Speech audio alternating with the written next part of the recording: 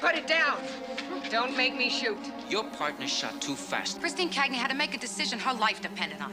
And what kind of decisions do you have to make? I mean, that guy made me out to be some gunslinging witch who crawls around ghettos blasting away underprivileged children. It was self-defense. Now, you don't want you riding in here on your white horse trying to save the day. I think she'd like to tell us what the NYPD can do to regain the trust of the residents of Spanish Harlem. After her brutal and unwarranted shooting of Jesus Piñero. Brutal and unwarranted? Public statement.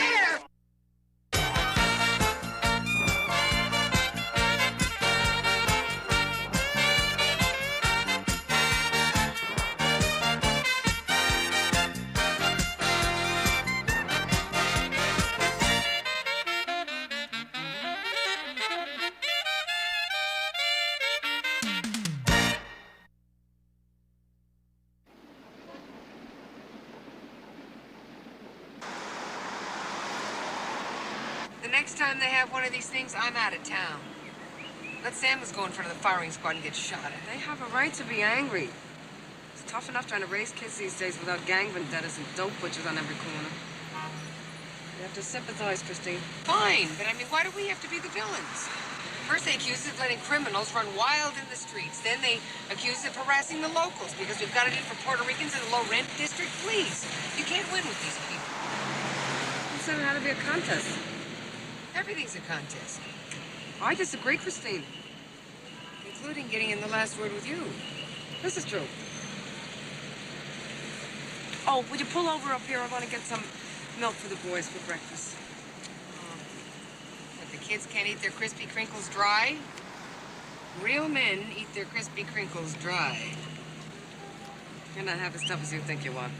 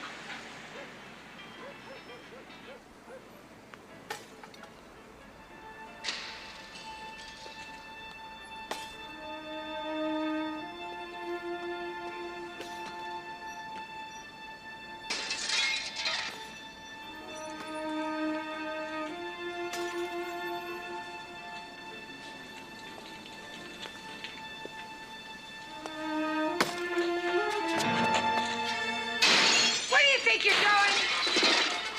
You want to hold it right there? I'm a police officer. I said knock it off! Okay, now just put that thing down, mister. Nobody needs to get hurt here. I'm warning you. Put it down! Put it down! I said put it down. Don't make me shoot.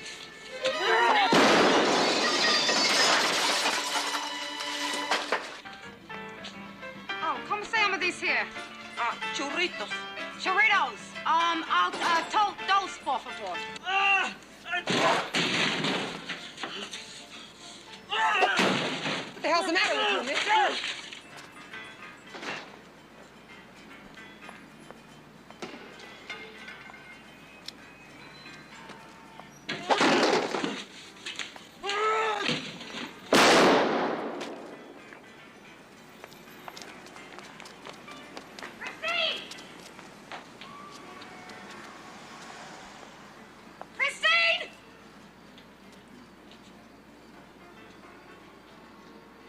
Cagney!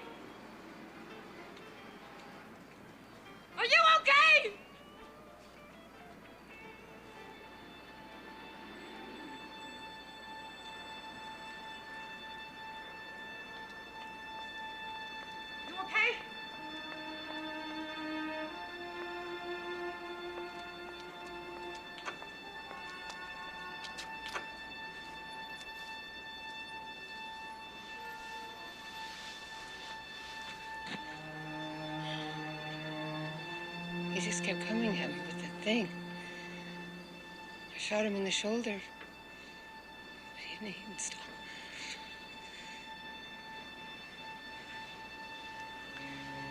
You okay to stay here? I'm gonna get an ambulance.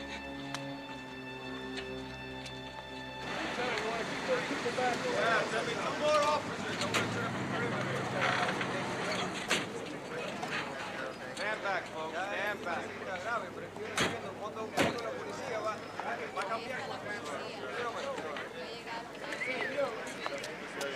Hey, here comes the stretcher. Come on, let's get a close-up of that, Mike.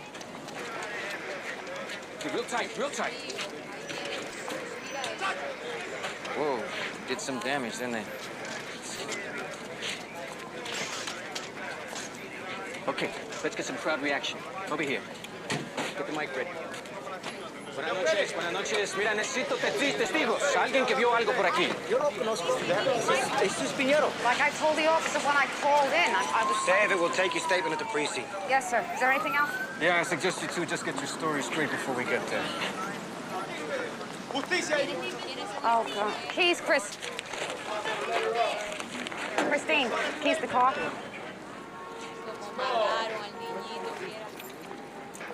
Good shot. Just wish I'd had a 45.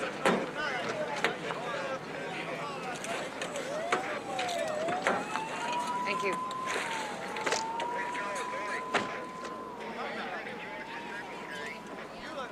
How many times did you order him to halt? At least 3 or 4. Which is it, 3 times or 4 times? 3. Then what? And there was no response. Not to any words, not to any warnings.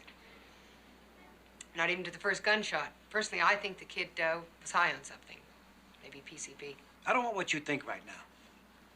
Well, I'm interested in the facts of what actually happened. Got it? Now, you fired 2 shots? First time I went for the shoulder. Why? Because I didn't want to kill him. If I'd had a 45, the shoulder hit would have taken him down. And he would be in better shape. An officer, you're an experienced detective. She'd know you never fire your weapon to wound. You always fire to kill. I don't agree with you. Okay, then what? It's just like I told you before. Tell me again. But you only heard the 1 shot. Yes, when I came out of the store. When I was inside, I couldn't hear myself think. You know, the music was blasting so loud. What kind of music? Spanish music. Was loud. Very loud music. Why were you sure he was breaking in? Well, I figured the bat was bigger than any key I'd ever seen. A smart aleck attitude is going to help your case, Detective Cagney. My case? I believe the penal law calls it attempted murder. Well, I call it self-defense. Of course you do, because you're involved up to your eyeballs on this one. But just between us investigators, passionate protests of innocence aren't conclusive in a court of law. What I need is hard evidence to classify this incident a good shooting. Now, you gonna make my job easier, or stay on your high horse all night long? Okay. Let's take it from the top. That's my line. I told you when I got there, he was unconscious. He couldn't hold on to anything. I don't know what more you want me to say. Well, right now, I'd settle for anything that could help your partner. Would you have shot the second time if he hadn't raised the bat?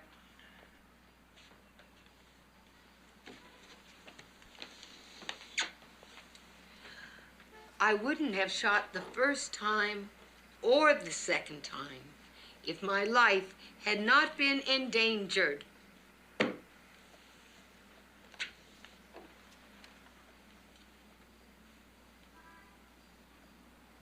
Well, what would you have done? Off the record? Without backup? Without witnesses? With a juvenile who can be alleged to be unarmed? You saw those broken I windows. saw You broken windows them. up and down the alley, and up and down East 118th Street, and all over the godforsaken neighborhood. Who can prove who's responsible or when?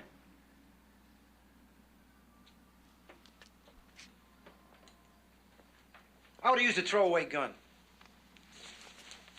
Off the record. Mary Beth? Yeah. Sorry, baby. Could have just undone the chain and gone to bed. Sounds pretty shook up on the phone. You okay?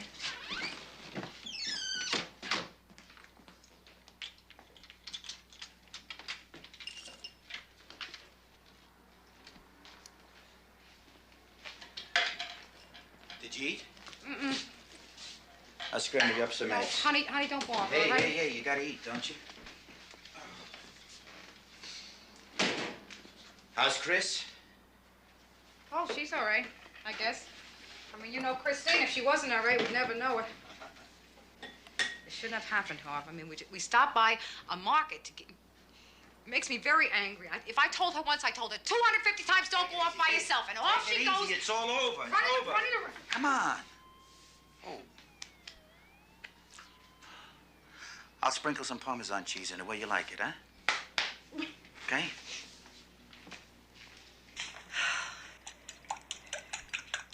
The kid is real young, Harv. He's like 2, 3 years older than Harv Jr., maybe. His poor mother. Was it a good shoot?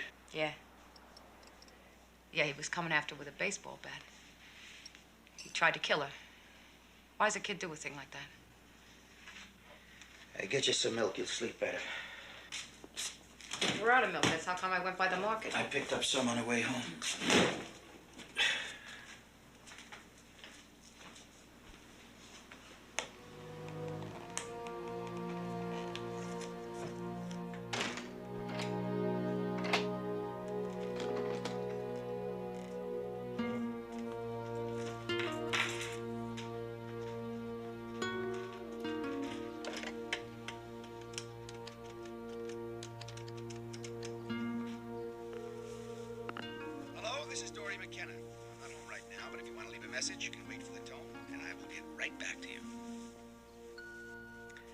Hi. Give me a call when you get home. Just give me a call.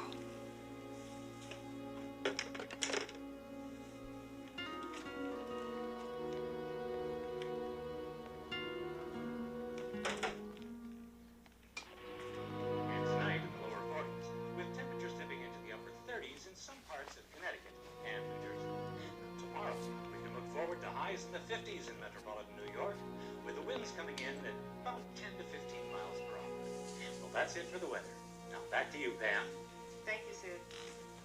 And now for a special report live from East 118th Street in Manhattan, we go to our Nightbeat reporter, Arturo Perez, on the scene.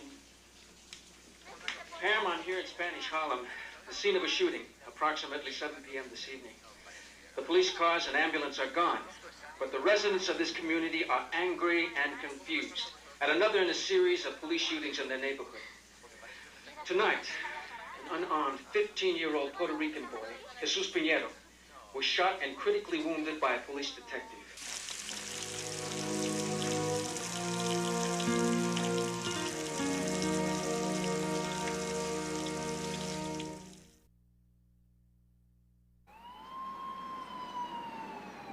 If the guy had more money than me, I can understand it. But this turkey's a graduate student in, get this, romance languages.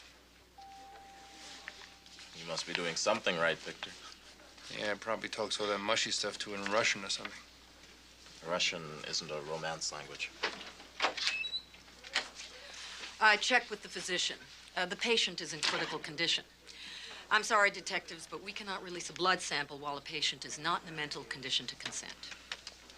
Excuse me, ma'am, but it's potential evidence. It could influence the way this case is being handled. It is a violation of the patient's rights, not to mention of the Fifth Amendment protection against self-incrimination. Excuse me, ma'am, but I don't think you understand that a fellow officer's career and reputation are on the line here. I'm terribly sorry, but my responsibility is to the patient. Now, if you'll excuse me, I have business to attend to.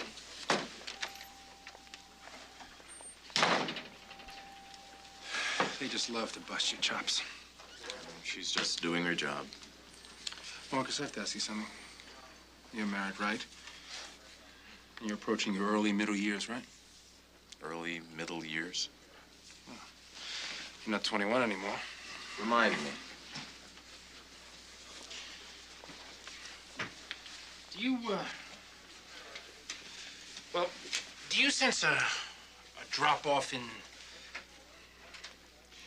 performance as you're getting older?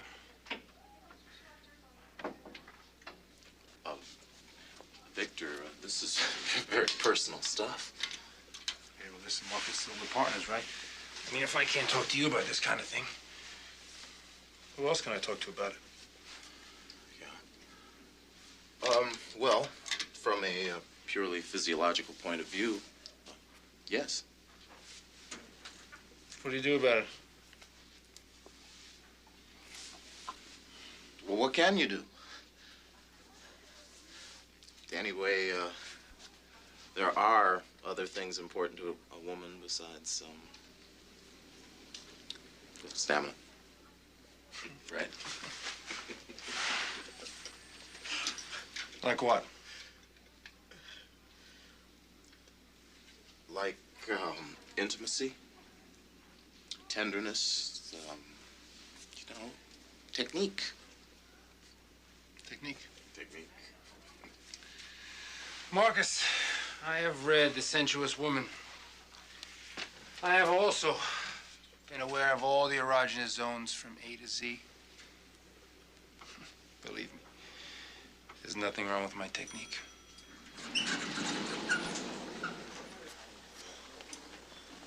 What do you know about vitamin E? It's good for your complexion. Lieutenant, I resent this. Standard operating procedure, Cagney. Officers involved in shooting incidents are assigned clerical duty pending the outcome of the firearms review team's investigation, that's all. Is Greco behind it? The firearms review team is behind you, whether or not you got the good sense to realize it. Christine, I'm sure it'll be all cleared up in a day or two, and... Right, sir? There are no outside caseloads for the duration of an internal investigation. Now, Lacey here is going to be getting all the blisters while you are going to be leading the life of Riley, huh? I say to you, enjoy it while you can. Right, Lacey? Yes, sir. Doesn't sound too bad to me. So how long do I get to be so lucky? Well, until we get all the evidence before the grand jury and they rule that there was no improper behavior involved. 4 days, 5 days, a week at the most, not long. Oh, well, if it isn't the talk of the town herself. Seen this? Yeah, I saw it. It's the afternoon edition. It's even juicier. Must have been a slow day for the news. I direct your attention to the second paragraph. Allegedly armed with a baseball bat, the 15-year-old resident of the largely Puerto Rican community was shot at point-blank range by off-duty detective Christine Cagney, who claimed that the youngster was threatening her with bodily harm. Well, I don't care for their choice of words, but those are the facts. But when is public opinion ever based on the facts? We look bad. What do you think the Community Watch campaign was all about? We needed to improve our image in Spanish Harlem, not destroy it. Look, the fact that he's a Puerto Rican juvenile does not make him automatically innocent. Yeah, how do we know he didn't have a record a yard long and a mile wide? It makes no difference if he's a convicted axe murderer. Tell him, Bert. Juvenile records are sealed. We have to subpoena them. We have to subpoena records from our own department? He's a juvenile. Yeah, a juvenile with the strength of 4 men twice his size and a hardwood bat to back him up. I already told the review officers I thought he was on dust. That's pure conjecture on your part. So have you gotten the lab test back on the PCP? Well, Petrie and his Becky were at the hospital this morning, and we can't order a DD-45 while the boy is still in a coma. We have to wait for the patient's consent. Well, there must be some way we can get around that. Unless the boy dies. Well, that's all we need. Here come the vultures. I don't want you saying anything to the press. Anything at all. You got that, Cagney? We'll have an official statement this afternoon at One Police Plaza, Mr. Perez. I'd like to speak to the officer involved. She has no statement to make at this time. She doesn't. I think she'd like to tell us what the NYPD can do to regain the trust of the residents of Spanish Harlem after her brutal and unwarranted shooting of Jesus Pinheiro. Brutal and unwarranted. Involved in department investigations are prohibited. We are aggressively investigating the situation to determine that the officer of record acted within department guidelines. I assure you, no individual who may contaminate the integrity of the best of our men and women in blue will be tolerated. Okay, that's it. Detective Cagney, maybe you can answer another... No, you want to play 20 questions, mister. You do it someplace else. My officer's got work to do. So do I, officer. Lieutenant Samuels. I take it you're Detective Cagney's commanding officer. Good guess. Then you're the man responsible for releasing Cagney's service record. Excuse me? The Freedom of Information Act. Any private citizen is entitled to request the record of a public servant for examination. That's right. Any private citizen has the right to go through the proper channels, including you, mister. Don't worry, Lieutenant. The paperwork's on its way. Let's go. Hey, you want to start something? I don't believe it. I do not believe it. You here? Yeah. That kid tried to kill me. You got any aspirin? And I can't get his arrest sheet without some subpoena. And any jerk can come in off the streets and get my records. That's the law, Chris. Yeah, well, it's damn unfair. That's so. So where are you dashing off to? See Dory. Finally got in touch with him, huh? No, not really. My answering machine talked to his answering machine, and they said we'd get together tonight. I'll see you tomorrow. Chris, if you want to talk and Dory poops out, Very I mean, bad. there's telephones. I don't want any of your Mother Teresa routine. I'm just fine, okay? Sure.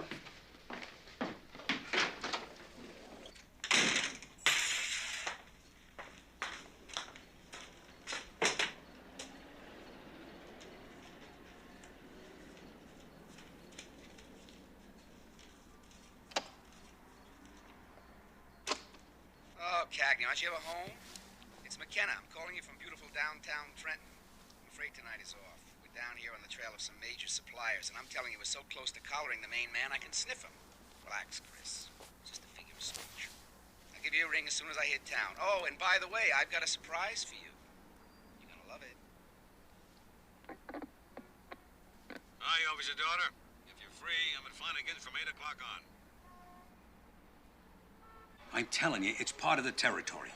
Now, what did I tell you right from the start? You've got to keep on your toes at all times. All times. I'll never forget one time we were frisking a couple of guys down at Canal Street. Now, just as I took a switchblade, I'm telling you, Chrissy, it was not long out of this punk shirt when his partner jumps my partner and starts to run for it. Well, Jack the Ripper here gets the jump on me, knees me in the...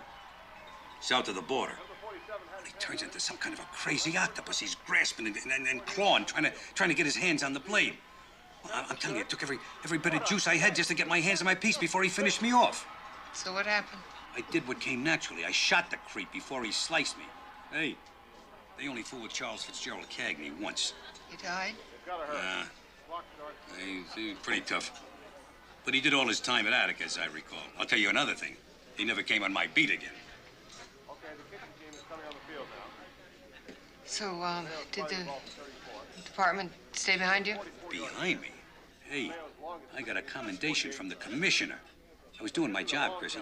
Protecting the streets of New York City. Your fellow officers respect you for that, and people look up to you. Yeah, well, police work's a little more complicated now, Charlie.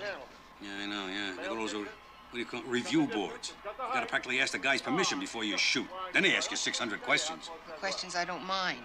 I know we are accountable. Hey! Guy comes at you with a baseball bat trying to do you in. What are you supposed to do? They blow it? Yeah, wide to the right. Oh, those bums are pathetic. See what the Knicks are doing. You believe those Jets. 4th and 2 to go in the 23. They go for 3 and they miss it. God, Jets. You want another drink? Special feature updating last night's shooting in Spanish Harlem. Arturo? I don't want to see that. I do not want to see it. Hey, hold it. You got nothing to be ashamed of. You're among friends here.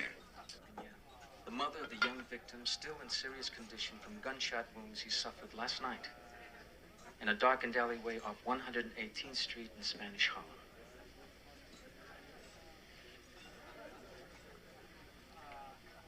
Senora Pinheiro, can you share your feelings at this moment with us? I be muy triste. Muy triste, señor. Muy triste. Sad. Very sad. And now the universal language worth 1,000 words. The image of a beloved son, shown here in the robes he wore as an altar boy at St. Ursula's Church. A good boy who worked hard to support his widowed mother. I don't believe this. He's just milking it. Because an off-duty police officer thought she heard noises in the alleyway that Jesus was walking through on his way home. Thought The baseball bat he had used just a few short hours before in the playing field behind St. Ursula's church was a weapon. Thought that a young brown-skinned boy out after dark must... What are you doing? I just ate dinner. I don't have the stomach for that crap. Hey, wait a minute. There's nobody in the world would believe you shoot a kid like that unless you had real provocation. He tried to kill me. That isn't provocation enough. Yeah, sure. I mean, that's what I said. And you got witnesses to back you up, right? Good night, Charlie. Where you going? I'm on your side. She's got a temper just like her mother's.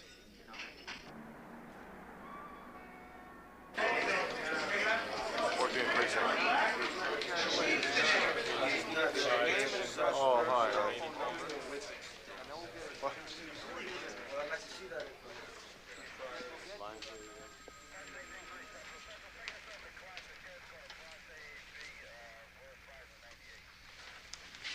What's the matter with you? Hey, guys, just because I'm a big TV star now doesn't mean you have to worry. I mean, how could I forget my friends who knew me when, huh? I mean, it would have been nice if someone had sent a limo to the house this morning, but hey, Christine, what? The boy died approximately 3:15 this morning.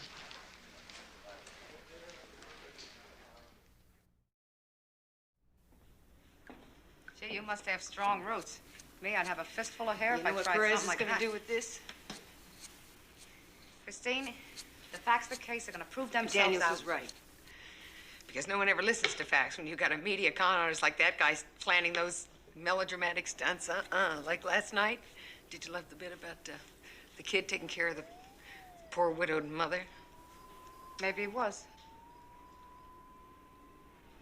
One way or another, it doesn't matter because the facts... No, of it the matters case a are whole going- lot. What matters a whole lot is the members of the grand jury ever saw Perez's report. I mean, that guy made me out to be some gunslinging witch who crawls around ghettos blasting away underprivileged children. It was self-defense. You're damn right it was. And I'm the one that's getting crucified here. I did what any good cop would have done, right? I remember how I felt when I found out it was my bullet that killed that kid. I asked you a question. Your life was in danger, you saved your life. Any cop worth his salt who gave a damn about himself or the job would do the same thing. So make peace with it, huh? Yeah. At least now we can run the drug tests. But in light of Jesus Pinedo's death, don't you think the NYPD should take a long, hard look at the citizen's complaint on Detective Cagney's record? The complaint that charged her with inflicting bodily harm in a routine questioning at a family disturbance? Family disturbance? I'll tell you about the family disturbance. The citizen to whom Mr. Perez is referring is one of the biggest pimps in the South Bronx. You're off limits, Cagney. Does that entitle you to deny the man his civil rights and protection by law? The same way you denied Jesus Pinedo the right to reach manhood? What about my rights? Button it, Cagney. Lieutenant Samuels, why does the department refuse to discipline those officers who use excess force in the line of duty? Well, I don't believe that there is sufficient evidence to suggest that Detective Cagney has done anything but serve the citizens of New York City in any but the most responsible and trustworthy manner. Then why was she overheard to remark at the Pinedo shooting scene that, I'm quoting here, "I just wish I'd had a .45. Now, we presume that to mean that a .45 could blow a bigger hole or do more damage. No, I'm not going to comment on hearsay. Well, then you comment on the No, fact I will not. Now, this interview is finished right now. I want you out of my office, all of you. Did you get the door slamming in my face?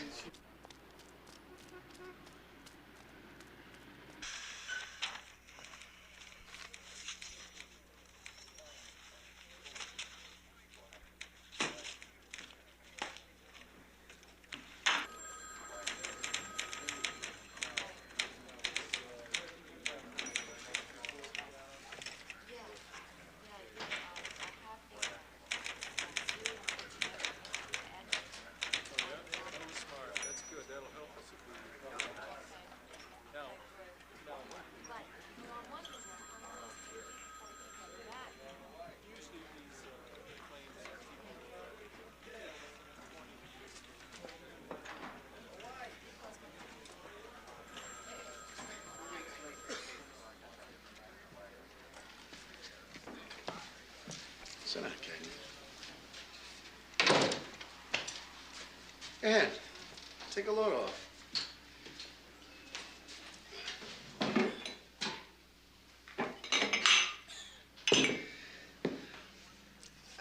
What's the matter? You never take a coffee break? Huh? I guess a little caffeine wouldn't hurt. Thank you. We got a good squad here, huh? I think probably the best in the city. You know how long I've been on the force? 20 years. 22. You're a very dedicated man, Lieutenant. Who said that masochism can't be fun, huh?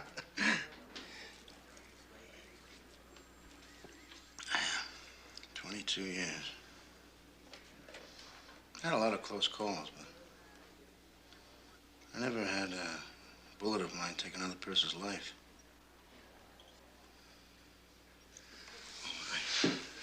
That's not what I meant to say. What I meant is,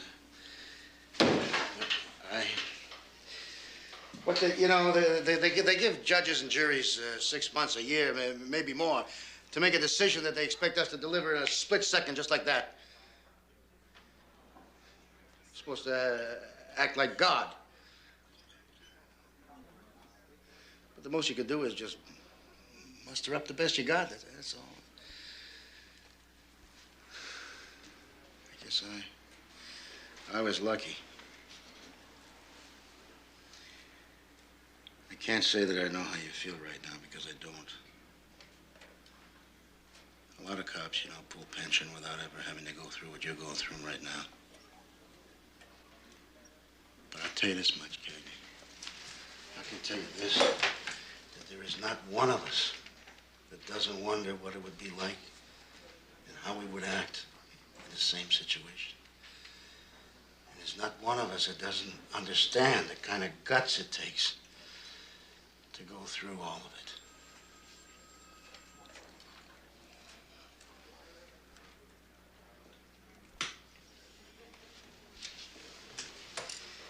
Well, I imagine that you probably got your plans for tonight, huh? No, I don't have any. Oh, well, I do. Well, thank you for the coffee.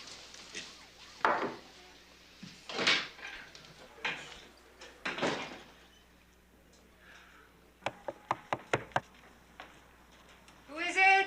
The man in your dreams.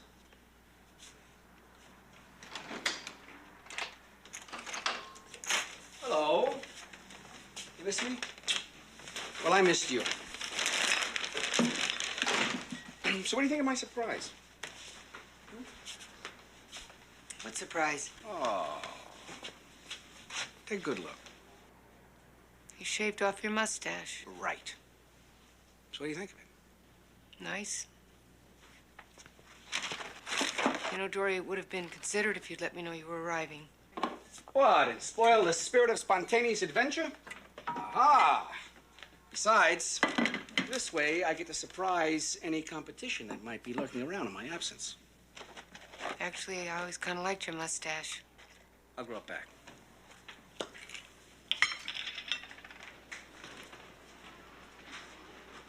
Caviar and champagne. So what's the occasion?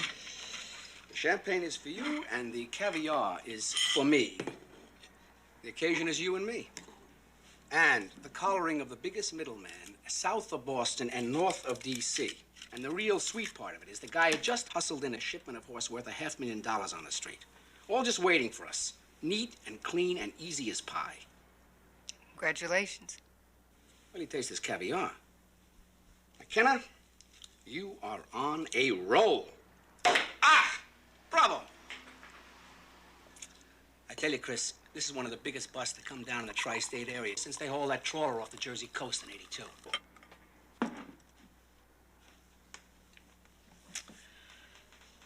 Here's the big collar. They don't get much bigger.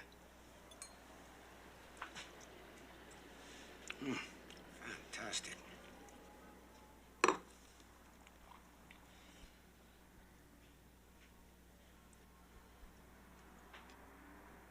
was a good shoot, Chris. The guy came at you with an intent to kill, and there isn't a cop on the force that wouldn't have blown him away. I just know he was high on something, Dory. I just know he was. You know how those guys get, that are on PCP, they're almost superhuman. They're flying so high that you just can't even touch them. They don't hear and they don't feel. And that first bullet, it's like it never even touched him. What's the matter? Weren't the lab tests conclusive? I haven't gotten him back yet. When someone's falling down on the job, it's time to kick a little butt and see how fast you get results. No, wait, Dory, wait a minute. Did he have a record? We're still waiting for the subpoena. Dory, listen to me. Well, not after I get through it. No, I don't want you involved in this. No. Stop worrying. I'm gonna get this thing fixed up. No, I didn't ask you to fix anything. I don't want you to fix anything. Chris, what's wrong? I don't want you riding in here on your white horse trying to save the day. I can solve my own problems. Now, what's getting loaded gonna do for you? Seems to me I used to say the same thing to you not so long ago. And it seems to me I finally stopped kidding myself and asked for help. Don't you patronize me. Here, give me that. Please. No. I'm sorry. Look what you did. Look what you did! Chris. No, just get away from me!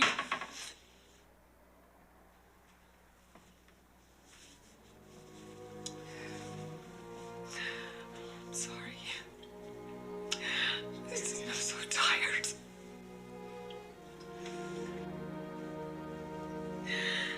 I'm just so tired. Lacey, your partner's a little late this morning, isn't she? Oh, really, sir? I hadn't noticed. But I do know that she stayed late last night to finish up these DD5s we were waiting on, sir. Good, yeah, okay. Well, you tell her I want to see her so she comes in. Yes, sir, Lieutenant? Yeah. I was wondering what... Well, is there anything that I can do to help out, sir? Thank you, Lacey. I think I'd like to handle this one on my own, if it's okay with you. Oh, it's okay with me, sir. How's Chris? Late. Let me know when she gets in. I'll put you on the list. Vitamin E, Victor? Yeah. I have a little problem with my complexion. Looks okay to me. Well, it's always good to take this stuff before you have a problem. You know, like preventative medicine. You want one?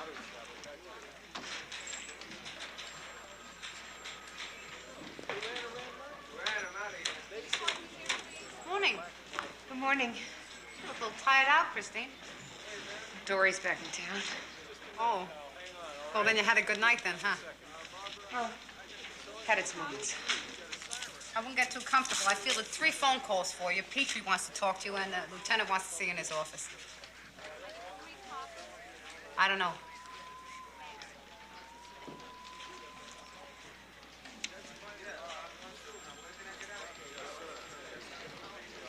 Christine?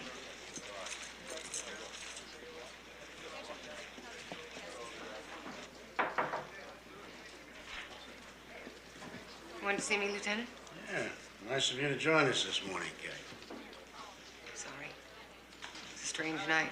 Well, it's gonna be a good day. DD-45 is on top. They found 0.75 milligrams of PCP in his bloodstream. And his juvenile record's underneath. 3 priors for burglary in the last 7 months.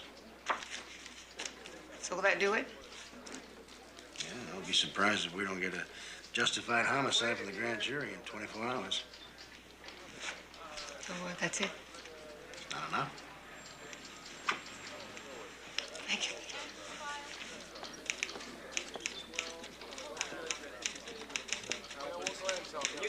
So I says, I think I deserve a second chance. And she says, you can't stoke a dead fire. So I said, hey, it's obvious there's still sparks between us. You see what I was trying to do? I was trying to pick up on how her mind was working. You're mirroring her metaphor. Yeah. Yeah, you could say that. Anyway, so she says, speak for yourself. So I say, hey. I know what a woman like you wants. And she says, prove it. So, the jury comes in Saturday night, her place. Good luck, Victor. No problem. looks good, Samuels thinks. So? So? It's not over yet, Chris. Oh, I mean, I know that Samuels has been wrong before. Not that he'd ever You know admit it. that's not what I mean. Look. You think I don't know what's been going on with you? I was in the very same shoes you're standing in right now after I killed that kid up in Harlem. Pretending that the only thing on my mind was putting the shooting and the bad press behind me, getting on with my job. Lying to myself just like you are. I have been straight with every single person involved Yeah, in everybody except yourself. Cagney, you killed somebody! Real live human being, not one of those cardboard dummies we blow away in target practice. this. Damn right I killed somebody. But that's what I was trained to do. Oh, of course. They taught us how to do it. But nobody told us how to deal with the consequences. It's part of the job. Oh. Does that mean that you can't wish it didn't happen? That you didn't have the weight of taking the life of some human being on your soul?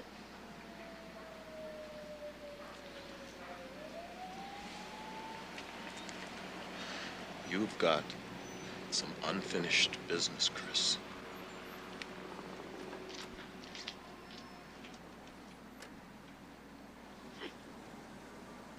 Look, I'm sorry. I have a wrench strike I have to cover tonight, okay? What about tomorrow night? If there's time. Hey, you had time to build a case against my partner, made it look like Adolf Eichmann. Now, I think you have a responsibility, you know, to set the record straight. Don't lecture me about responsibility. If it weren't for people like me, Watergate would be just another hotel in the Potomac. Yeah, well, try this on. It's unfair. It's editorializing. It's unethical. And it stinks, and you and I both know it. Ethics is a philosophical term. I don't deal in philosophy. I deal in the real world. No realer than mine. What about poverty? Huh? What about the slums? What about unemployment? What about an entire Hispanic community drowning in crime, insufficiently protected by the police, and neglected by City Hall? Huh? What about them? How is cutting down one police officer gonna fix any of those things? Maybe someone in City Hall is listening. Maybe we'll get police protection instead of police brutality. Oh, geez, brutality? Hey, Sus Pinero tried to kill my partner, and she did kill him. And that's a tragedy all the way around, and you only told her one side of it. Yeah, I only told her one side of it, but he didn't deserve to die. Jesus Pinero was a kid who made some mistakes. Your partner shot too fast. That's all there is to it. No, sir, that's not all there is to it. Christine Cagney had to make a decision her life depended on. And what kind of decisions do you have to make? What color tie you're gonna wear when you're on TV? Pam, have we gotten those reports on that wrench strike in Brooklyn? Okay, that's better. Anything on the UPI?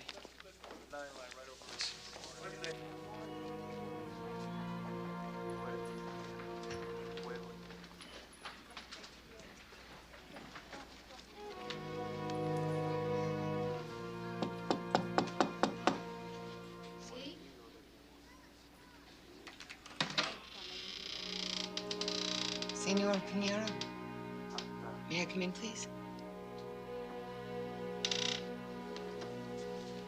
Thank you.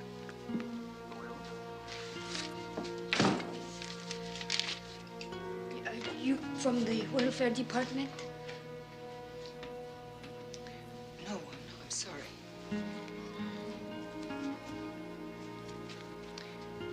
I'm Detective Cagney. Usted es la policía. La policía que mató a mi hijo. If you would let No!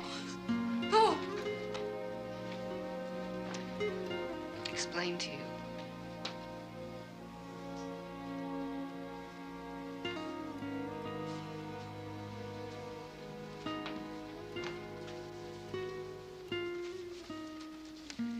I never saw him like this.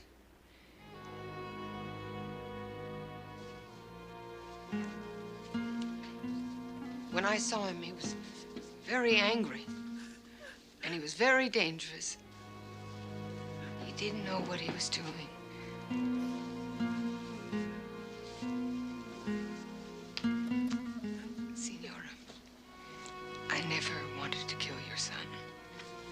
I just wanted to stop him. The drugs just made him too strong. Are you not understanding anything?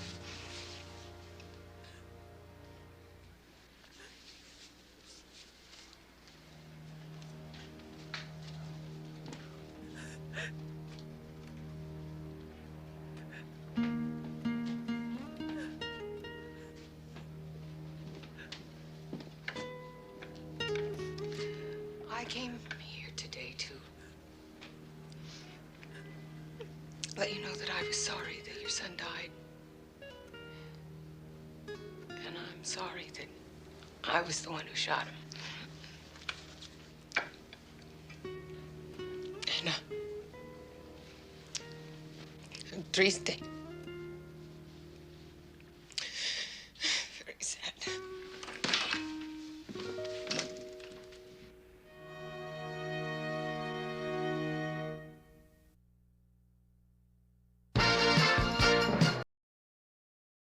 We didn't bring Eddie to America. He came here of his own free will, illegally. Whatever happened to give me your poor and huddled masses, yearning to be free? If I go back to Chile, they will kill me. What? What about political refugee status? It only works with people running away from our enemies. Getting shot by our enemies is not okay. Getting shot by our friends is okay. Those shotguns will not be necessary. This suspect is known to us. He was decorated for heroism by the city of New York. Agent Dalton! You can't just roar in here a commando around. Hey, you wanna listen to her?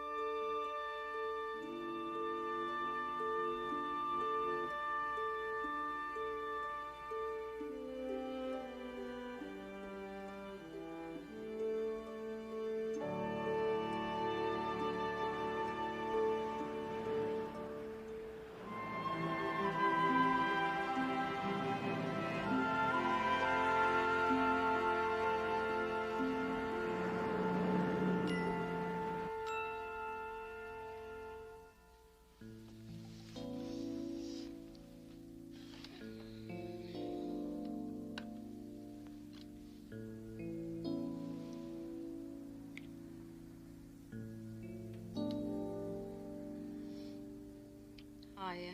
Hey. They're nicer than the alarm. Huh?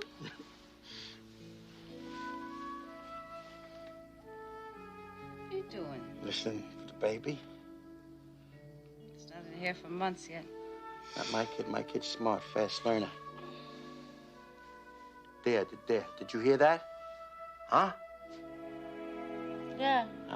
It's my stomach growling. I'm starving. Tell you what.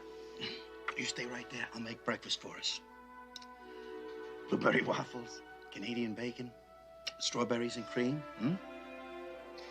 Harvey, you know what I would really like? What? A 4-minute egg and a piece of rye toast. 4-minute egg. 4-minute egg.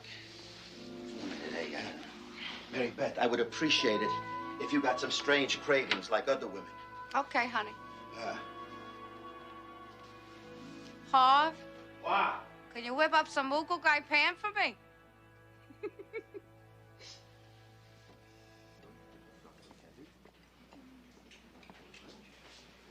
This is a pretty interesting menu, Marcus. Except it doesn't have the usual English translation. Is he Cagney yet? Aren't you expecting somebody, sir? No. This is a nice place. I just might take someone here for dinner myself. Marcus, what the hell is calamari oglio olio? Calamari, Victor. That's squid with garlic. What about lumachi damari? Lumache di mare, snails from the sea.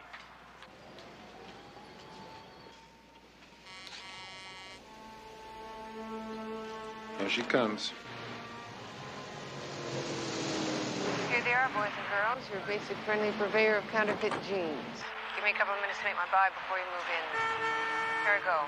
Remember, the magic words are hand-stitched pockets. Come on, let's go! Stay ready, Marcus. These guys have bruises.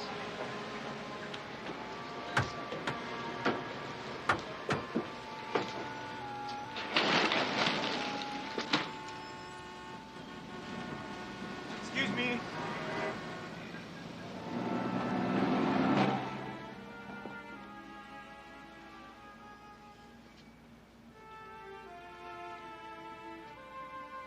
I can't believe it. Looks just like the real thing. Nice. Real nice. Give me that!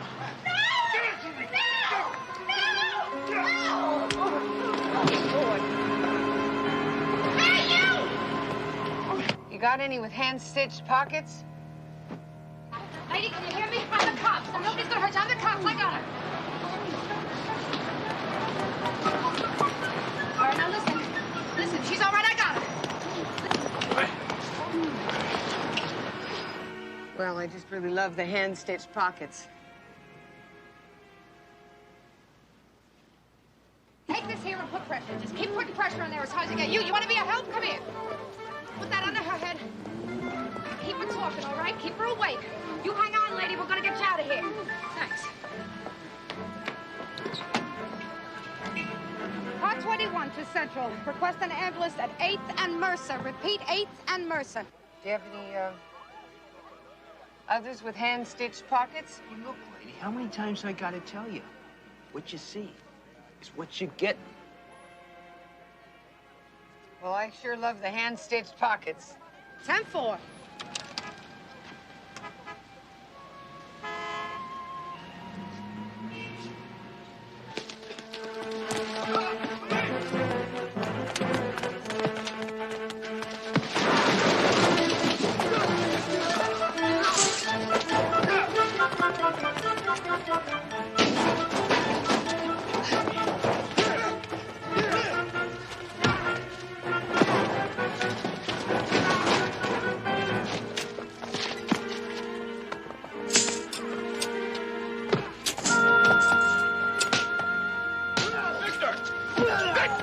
Enough!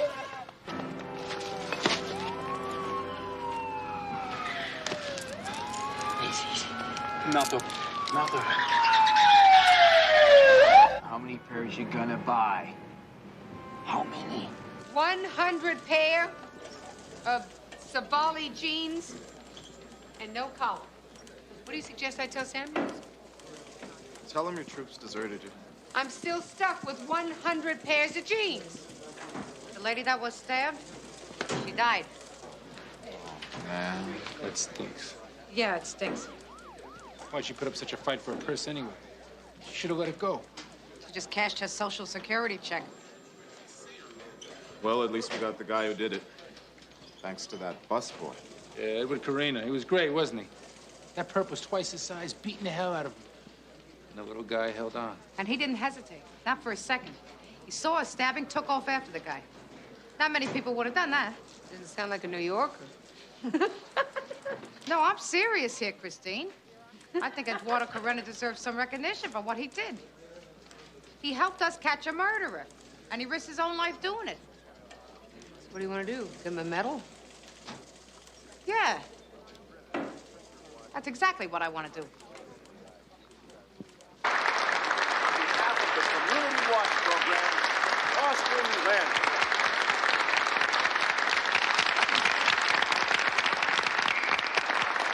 For outstanding heroism in assisting police officers in the city of New York, Eddie Carena. Eddie! Okay, Eddie, baby! Is this terrific? Very nice. It makes you kind of proud, like it's your kid or something. I know what you mean.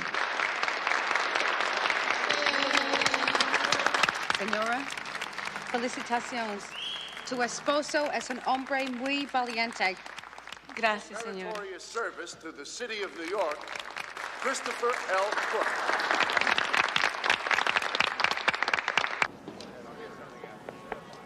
You must be very proud, Eduardo. Please, call me Eddie. You're Americanizing yourself. Good for you. Now, where are you from originally? Well, we live in Detroit for a little while, and then we come to New York. Eddie, you risked your life in order to apprehend a killer. Can you tell us why? Well, wherever I live, I'm going to try to make it a better place. This is Joyce Farron, together with Eddie Carrena. Honors Day, 1985. Okay, boys, let's get the other recipients. Thank you, Mr. Carrena. Good luck to you. Thank you very much. Hey! Mr. Carrena, on behalf of the 14th Precinct, I'd like to thank you for what you did. Thank you very much. Everybody is so nice, but I don't think I'm so special. Oh, yes, so you are. You're a real hero. Well, maybe I think I'm just an ordinary hero, yes? Good luck, huh? Take care of each other. $40 a pair for a label on a tuchus. I agree, Lieutenant. I don't care what's sewn onto the pants. It's what's poured into the pants that interests me. Well, the city of New York spent a small fortune on counterfeit designer jeans, and not one damn pair is going to fit me. It would be nice, at least, if you could make a few collars, you know, just to balance things out a little bit. You know, Lieutenant, this guy saw cops just crawling out of the woodwork during the purse snatching.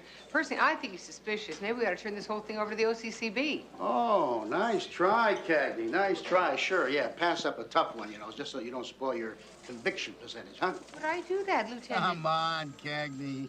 Now, you have already spent too much of this precinct's money to cut and run now. I want you to set up another drop with this fence, and this time, nail him. Yes, Lieutenant.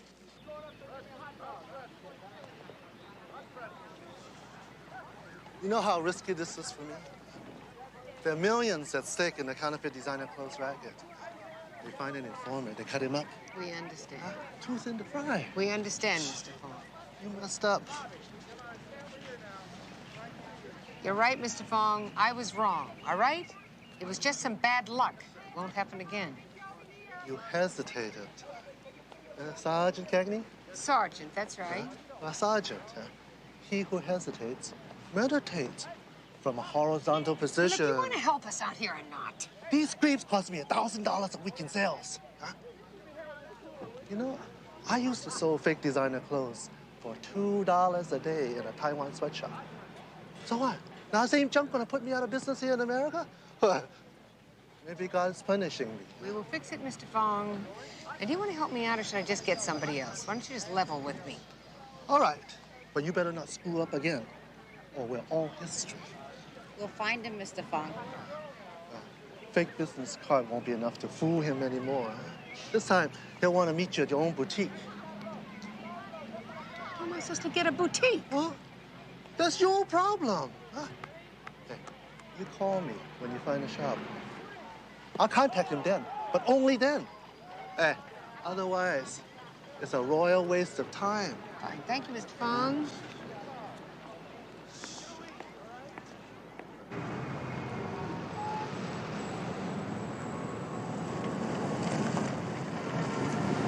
We could ask Samuel to rent us a space. Oh, come on, Mary Beth. He's not going to give us another nickel for this sting. And where are we going to get the merchandise? We could clean out your closet. You got enough stuff to fill a boutique. Major exaggeration. Statement of fact.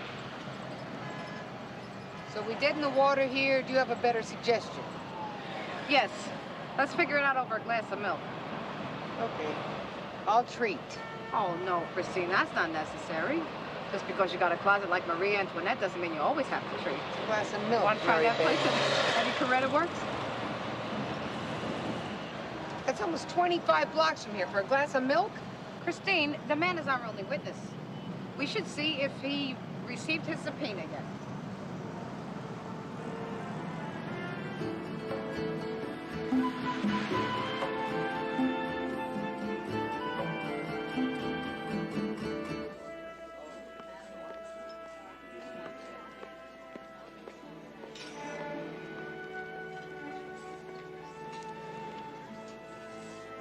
Two for lunch. Could you seat us near Eddie Carena's station, please? I'm sorry, but that's impossible. I beg your pardon?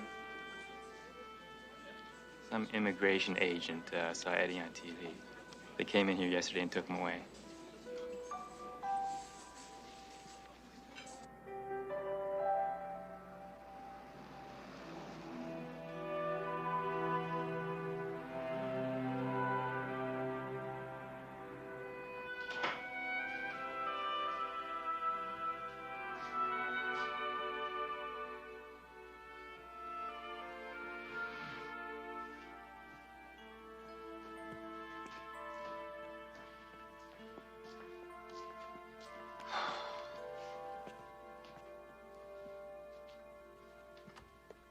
Mary Beth, it is 2 a.m. What do you think of that sofa? What? I'm trying to figure out what we do when the baby comes. I think we could get a sofa bed. We come in here. We get rid of that coffee table. End table goes here. This one goes there. TV goes over there. And the bookshelf. What do you think we ought to do with that bookshelf, Harv? Mary Beth, the baby will sleep in our room for a while. After that, we will just get a bigger place. Right. Right. Now, would you just please stop playing interior decorator, okay? No, I'm not done, Harv. Would you stop lifting this stuff? This stuff is heavy. Would you please come to bed? Harvey, I'm trying to work something out. Let me tell you Don't what you're push me, trying to Harv. work out. What happened to Eddie Corena is not your fault. What about his wife and kids? Think how afraid they must be tonight being separated like that. Mary Beth, you cannot make it all better What tonight. do you think he is, Harv?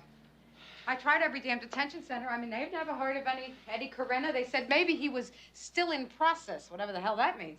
You think they shipped him back already? Honey, you could not help what happened. Harv, if I hadn't decided that he needed some stupid medal, then the INS would never know that he existed.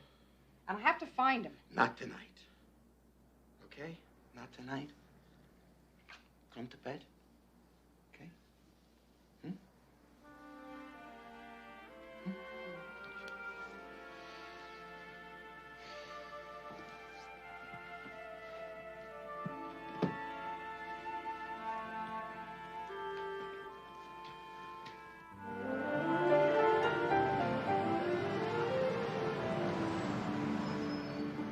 He's our only eyewitness.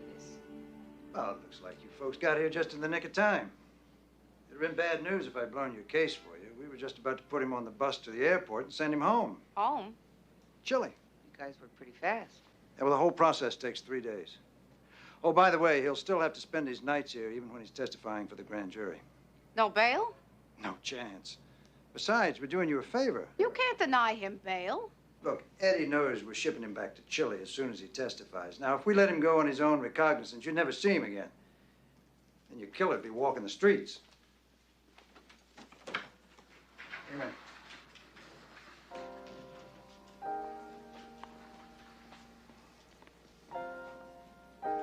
You got 10 minutes.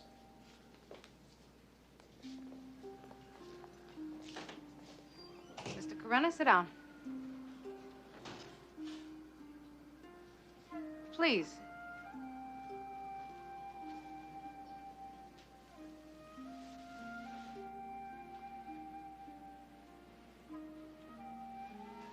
Hello, Eddie. Is there something that we could get for you or anything you need?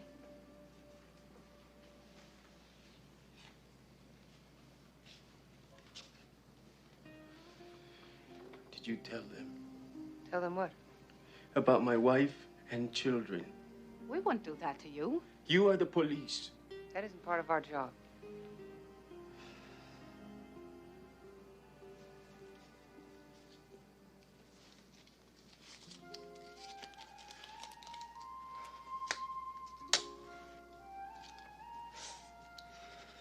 I'm sorry. It's okay. It's just that I'm afraid. We understand. Do you? If I go back to Chile, they will kill me. What?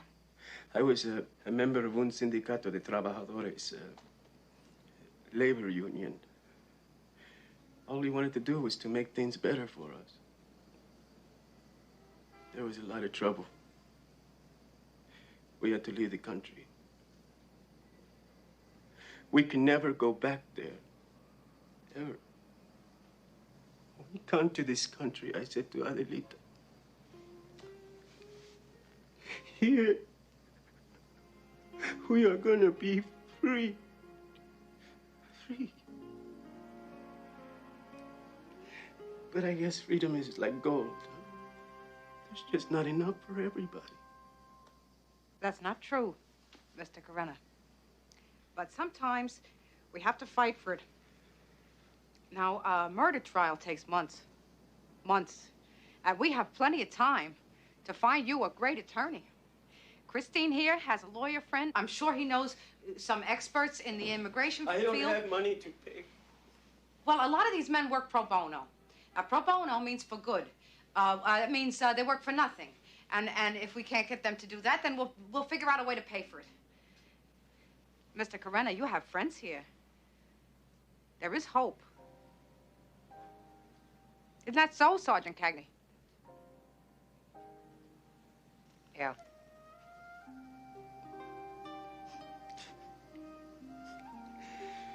Thank you, my friends.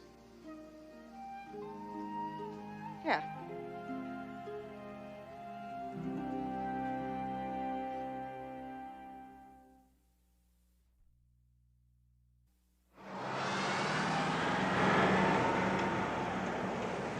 That's right. Normal bail procedures don't hold for illegals. They're not citizens, so they don't possess our civil rights. Well, what if the trial goes 6, 7 months? A year?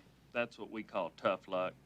If the immigration judge wants to, Eddie will spend every one of those nights in La Carcel, locked up. He has a family. Well, they can visit him. They can't visit him in an INS detention center. They're illegals also. Things are tough all over. What can I say? Hey, the trial will buy the kids some time, right? Time. Look, labor certification takes 2 to 3 years. Of course, that's a useless strategy to pursue in that you'd have to be able to prove there are not enough qualified Americans to fill Eddie's job. Now, that may work with aerospace engineers, but waiters, no. He can't go back to Chile. He might get shot. Look, what about political refugee status? It only works with people running away from our enemies, not our friends. Let me understand this. Getting shot by our enemies is not okay. Getting shot by our friends is okay. Look, I'm just a lawyer, and I'm telling you, they're never going to grant them refugee status, and I don't have time to pursue a strategy that can't work. Hey, I got a full desk, too, so you tell us what will work. Are you on a first-name basis with any senators or congress people? No. You? Not anymore. My suggestion, get to know the legislator of your choice and pronto. I mean, the way I see it, the only way you're going to be able to save Eddie is to get a private bill, one that applies only to his special set of circumstances, passed through the Senate or the House of Representatives. Now, maybe Eddie's act of heroism be able to get the attention of one of these politicos, and we get the ball rolling. I'll do the best I can from this end of it. Well, what are the chances of a bill like this passing? Oh, slim. And none.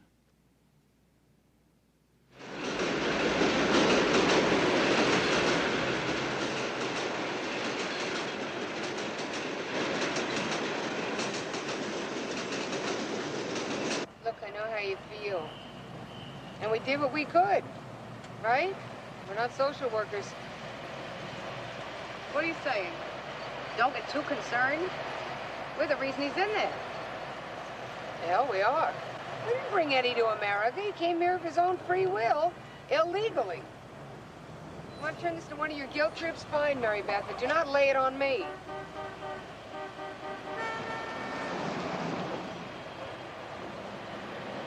I feel for the guy. There's no reason for us to go on some mission of mercy. We've got our own job we have to do.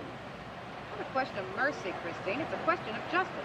Mary Beth, I feel sorry for all the broken-hearted people of the world, too, and would love to see them come to America, but the sad truth is they can't. There aren't enough jobs. There is not enough of this good life to go around. Hell, we've got tens of thousands of immigrants illegally pouring into this country every day, willing to work for close to zip and taking jobs from our citizens. Now, I know people like poor old Eddie there deserve a break, but somewhere it's got to stop.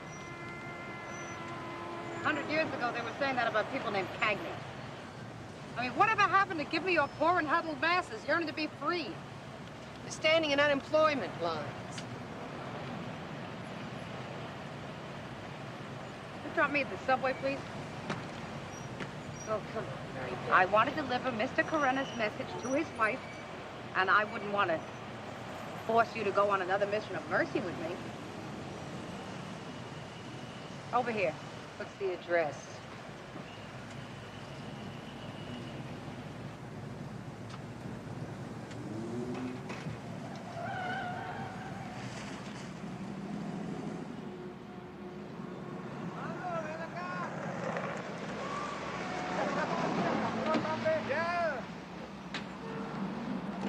Pásalo.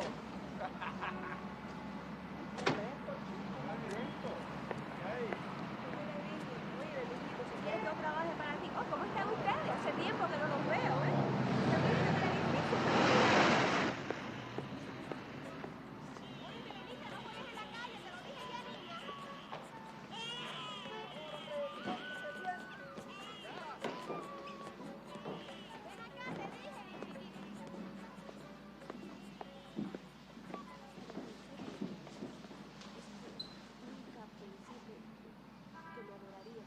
Adelita? Adelita? Hey, Tal. Where are they? Flew the coop. We've been waiting around here for them to return. They left most of their stuff, but no luck. I don't think they're coming back here. Come on, Mary Beth, let's get out of here. You must get a real kick out of your work, huh? Hunting down innocent women and children. Mary Beth. Look, I do my job just like you do yours.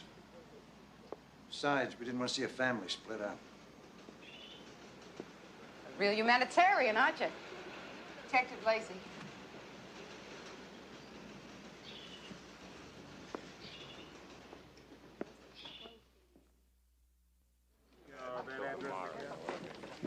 Hey, Lacey, you're gonna have amniocentesis. Huh? The amniocentesis test for your baby, you're gonna have it. What's it to you? Never mind, Sergeant. I get it. Hey, Mary Beth, where you been? Tried everywhere I could think of. Social services, legal aid, welfare, Latino organizations. Mrs. Corinna and her children have disappeared through a crack somehow. Did you let her go for now? Huh? We gotta meet Astrid at the coffee shop in 8 minutes. Let's go. Yeah, right. Hey, Lacey, wait a second. Here, What's that for? give it to Eddie's wife if you find her, or his lawyer. Thanks. Don't tell anybody, okay? Thank you, Victor. Mary Beth, it's moving! We only need your shop for a couple of hours, and business can go on as usual. Mary Beth gets to play the salesgirl, and she's thrilled. Right, Mary Beth? Oh, yeah, thrilled. Now, you're trying to tell me there's no danger here? No. The guy just wants to check us out to make sure we're legit. There's not going to be a drop, so there won't be any bust. Nothing's going to happen. Listen, if it weren't for you, I might still be walking the streets somewhere. You guys gave me a break. But, setting some guy up for a fall, that's just not my style.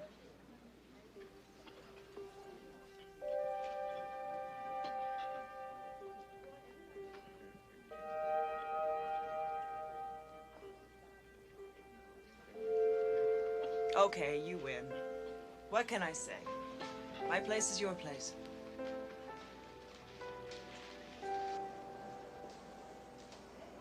Oh, now, this will be good on me, huh? Uh-huh. In about a year. Thank you very much, Christine.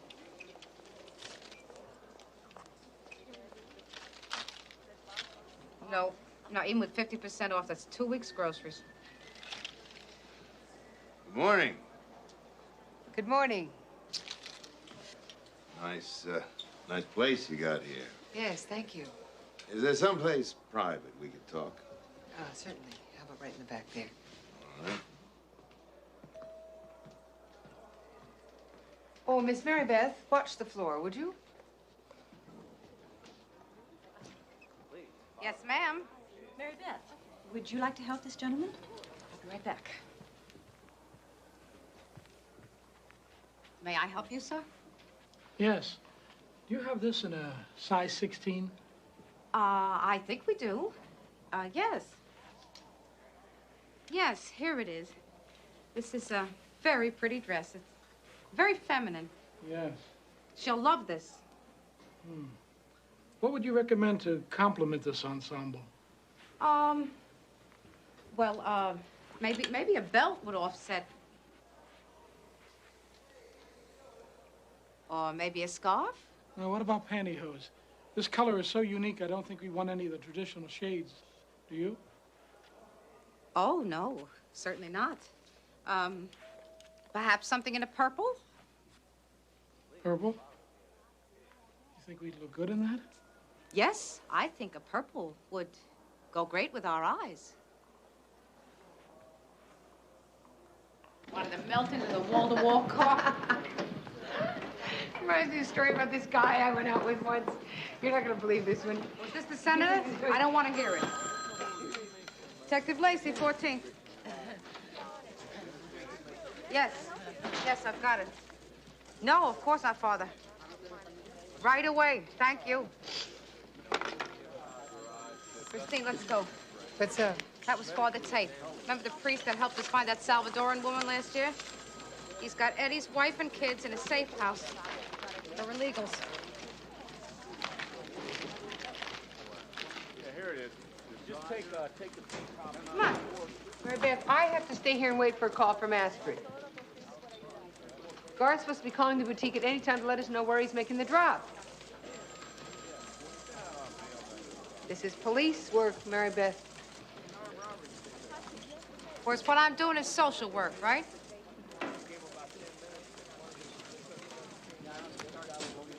Mary Beth?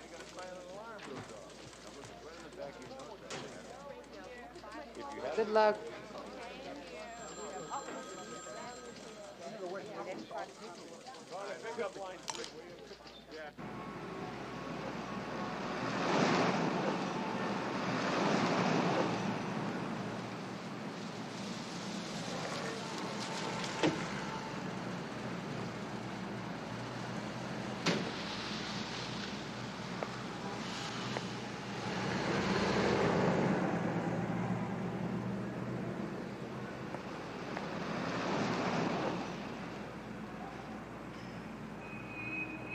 It's nice to see you again, Detective Lacey. Nice to see you, Father. George.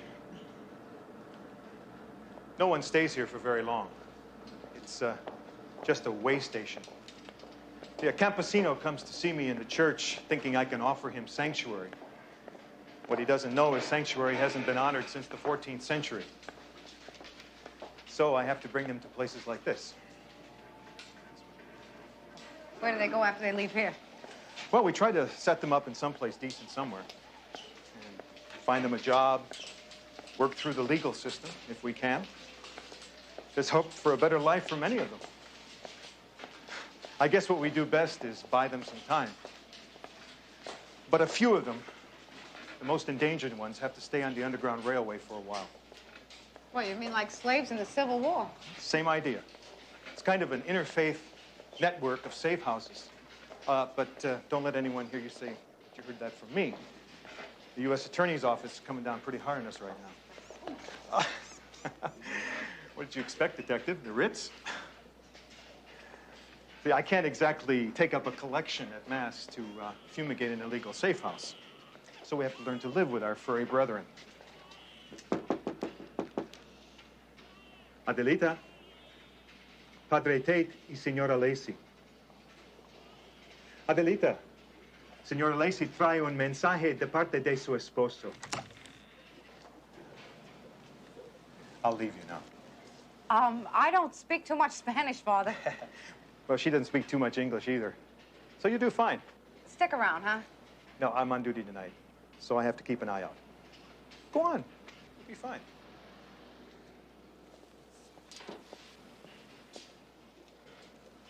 Señora, I want you to know su esposo está bien. Mi esposo. ¿Cuándo saldrá? ¿Cuándo lo puedo ver? Oh, no comprendo. Slower. Habla más lento, okay? Okay.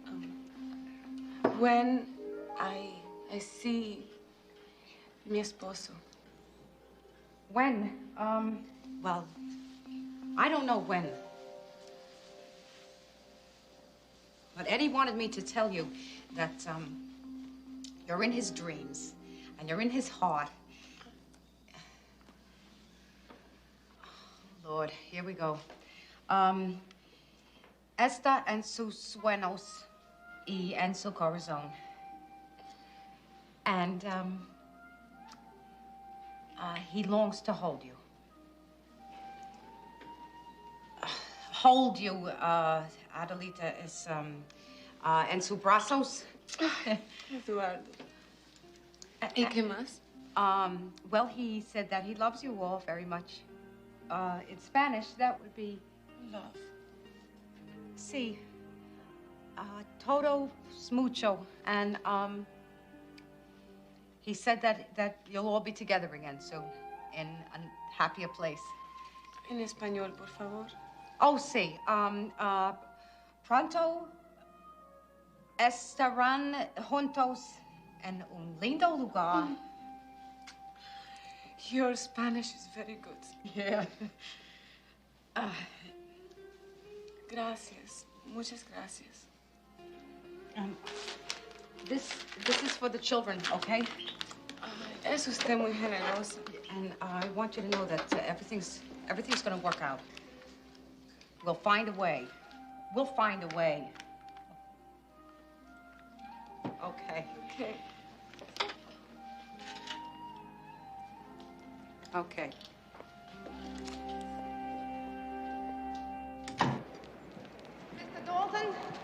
Mr. Dalton, I want to apologize for my bad manners.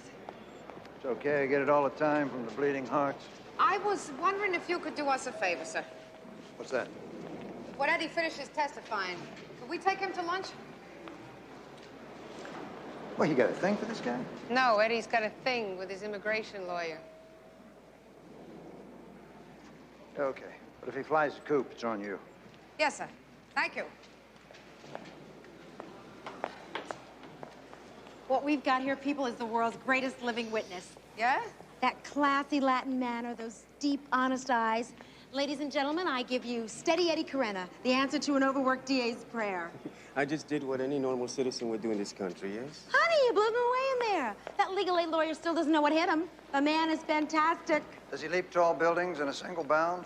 Super witness, you got it. I owe you one, ladies. Legal aid's defending a major sleaze bucket, and I got somebody my mama'd take to church. Now, you have a good lunch, you hear? And put it on the DA's tab. You guys earned it.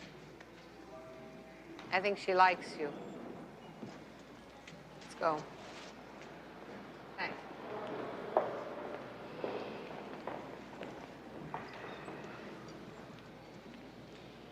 Okay, the trial is for real. It won't actually begin for about 6 months, so we bought our precious time. So then I stay in jail for another 6 months. Hey, look, it's better than being shipped back to Chile, right? Yeah. Now, we finally made a little progress here. We got a couple local representatives interested in your case, and I think we may have one of our honorable senators lined up. No kidding. Looks like that. I'm trying to play it from the angle that Eddie's performing a major public service living here, not to mention the fact he's a decorated hero, and politicians, they just love that stuff. You know, election time, minority vote, sharing the limelight, all that good stuff. I've arranged for Lynn Sutter, a reporter we know, to come and talk to you. She wants to do a human interest story on you. You know, there's nothing like a little publicity to grease up the old wheels of justice. Now, look, you just hang on for a little while longer. I think I'm going to be able to nail down this senator. The trial ought to give us plenty of time. Eddie! Eddie! What's wrong with her? Eddie Carena, I want to shake your hand. You are one fantastic witness. Yes? Damn right. We kick their butt so bad, legal aid's ready to accept anything I offer. And my boss thinks I'm such a hot number, he's moving me up to the Sandrelli case. My career is made. Wait a minute. What are you saying here? This murder's never going to trial. We made a deal. We'll wrap it up this afternoon. Congratulations.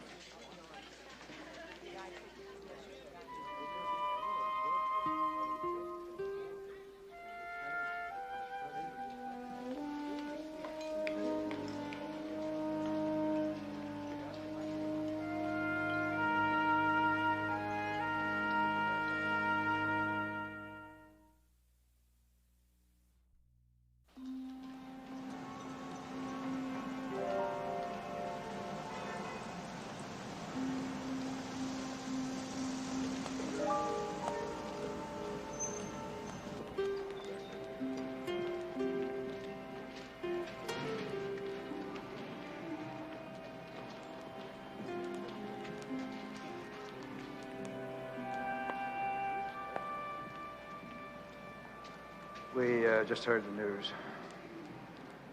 Look, it isn't easy for us either. Sorry, Eddie.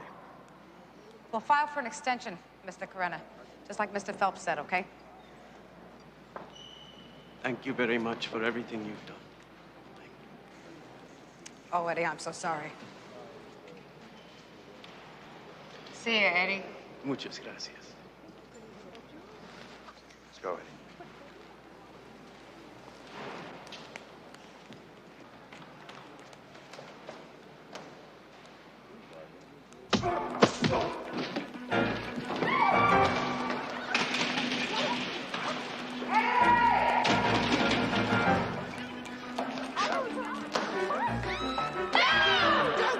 He's not a criminal.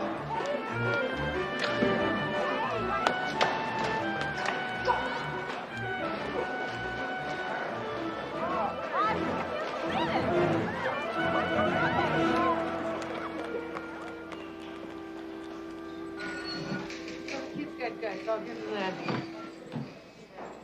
Lacey. Thank you. You did this. I'd have punched you out. Hey, watch who you're talking to. That's Sergeant Cagney, NYPD. What the hell's going on here? I'm booking somebody. What's it look like? Okay, what is this? That hooker called. She gave us the location of the drop. You weren't around, so... Somebody had to make the collar.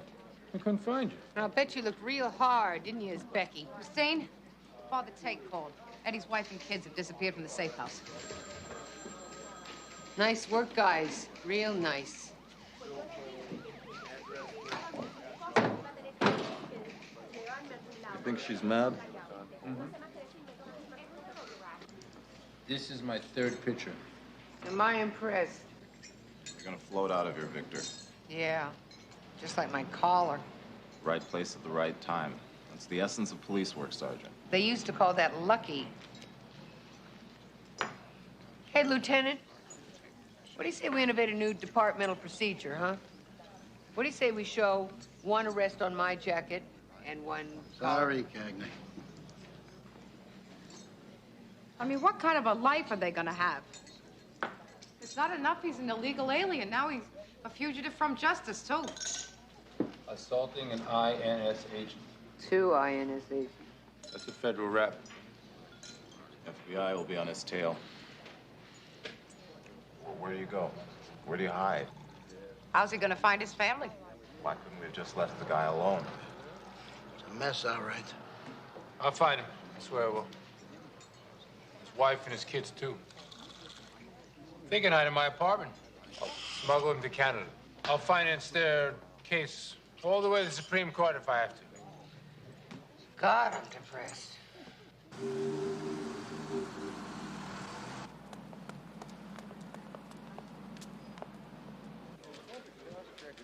INS just called. They got a hold of some FBI files on a Father George Tate. You know him, right? Yes, sir. Yeah, well, they think maybe he's hiding Eddie Carena. Found a couple of addresses to check out, and one of them is in our precinct. INS wants a police liaison, so I figured he's your guy. You want to be there, right? Thank you, Lieutenant. Oh, Lacey, do me a favor, will you? Make sure they treat Eddie right. Yes, sir. What do you think you're doing, Becky? I'm going with him. For what for? You haven't got enough work of your own? You want me to give you some more? Hey, Lieutenant, it's important to me. It's important to me, too, and it's being handled all right. You got your own work to do. Hey, I've completed all the DD files for today. I've returned all the necessary girls. Peachy's out of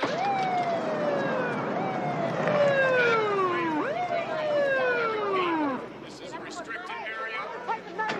Back up, please. This is Sergeant Cagney. Wait on, FBI. Agent Oliver, those shotguns will not be necessary. This suspect is known to us. He was decorated for heroism by the city of New York. Excuse me, Detective Lacey, it doesn't matter if he was decorated by Ronald Reagan. He assaulted 2 immigration agents. In our considered judgment, he's dangerous. Now, shall we get on with this? Let's go, boys.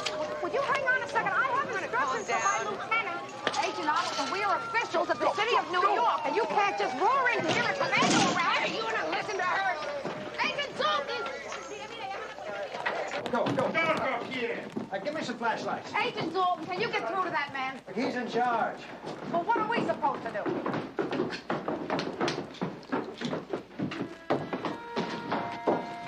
get it over with.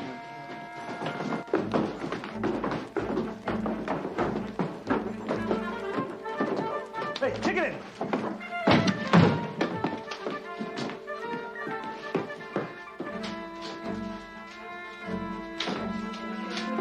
This place looks deserted. If we missed him here, he's long gone. Come on.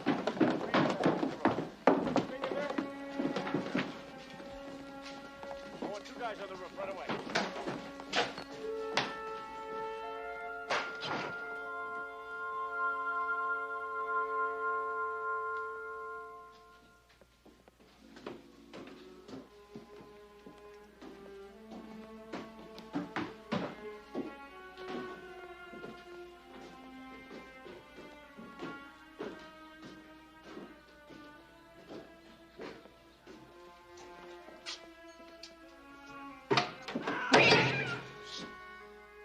Almost gave me a heart attack. Oh, must have been the cat we heard. Come on. Chris, there's nobody up here. Let's go, huh?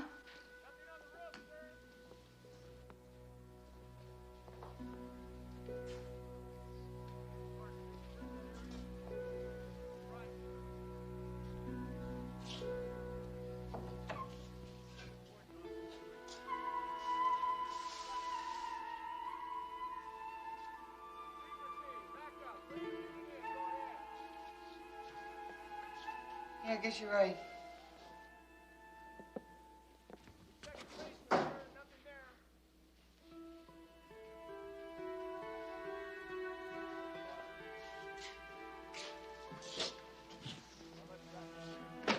Let's go, please.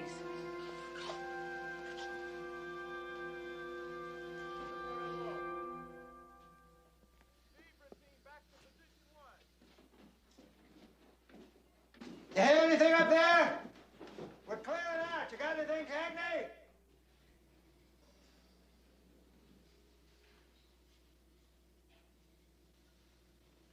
Cagney! Nothing. Nothing!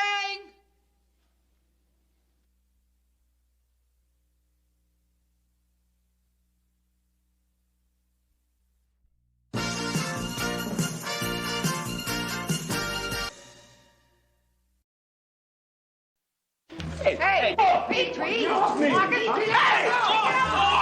want the man on murder. Let us handle this case. Instead of running him down, why don't you go find the cop who killed him? And there are allegations about the black officer. She got anything to support them? How about it? I didn't know I'd need an alibi. Petrie wouldn't walk against a light. He's as by the book as they come. I can only cover for you so many times before the lieutenant wises up. Friends like you, he's already convicted. All right, Christine, you want to let me have it? Oh, God, I'm such a sucker!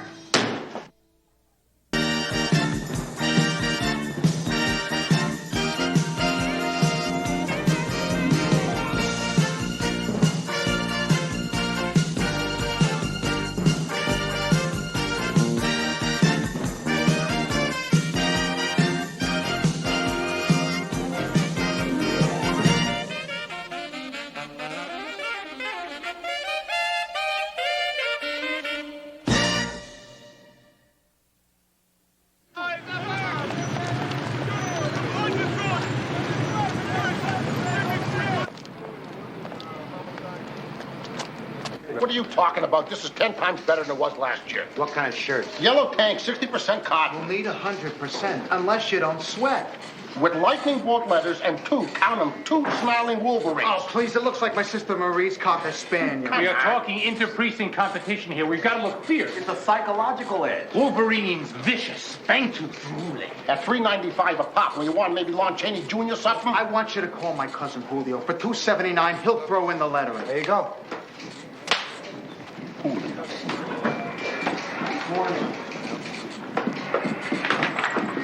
One for investigation, Jackson, Emmett. Hey, you wouldn't have a cigarette, would you? I guess that means no. Hey, brother, how about a smoke? Let's go, Mr. Jackson. What are you allergic to nicotine or what? Clean body, clean mind. Move it, Emmett. One down. Right over here. Oh, man, this whole thing's a crock. Uh-huh. Meanwhile, your common law wife is down at St. Vincent's looking like she'd been through a meat grinder. I told you what happened. I came home and I found her like that. Yeah. Must have been love. Suppose you got those scraped knuckles banging on doors for help, huh? Oh, these? No. I was under the car. Your super said the screaming started early this morning. Oh, about the time you got home. The man's dreaming. My old lady and me were tight. We got no cause for fighting. Come on, Mr. Jackson. Your wife gave you flack for staying out all night, didn't she? That's right. You came home drunk, you argued, and you beat the hell out of her. I told you what happened. I ain't talking no more until I get him this morning. Here's my Hey, brother, how about it? You got a cigarette, a smoke, a butt, a nail? That cross. Where'd you get it? What do you mean? This one here? I don't know. Around. What? I asked you a question. Where'd you get it? I don't know. On the street. Yeah, on the street, off some guy. Who remembers? Damn it, where'd you get it? Okay, so I got it from a lady friend who appreciates my company. Huh? Hey, what's with this guy, huh? Hey, get off! Petrie! Get off me! Get off, man! Detective Petrie! No! Detective Petrie! Sit down. In my office. Now!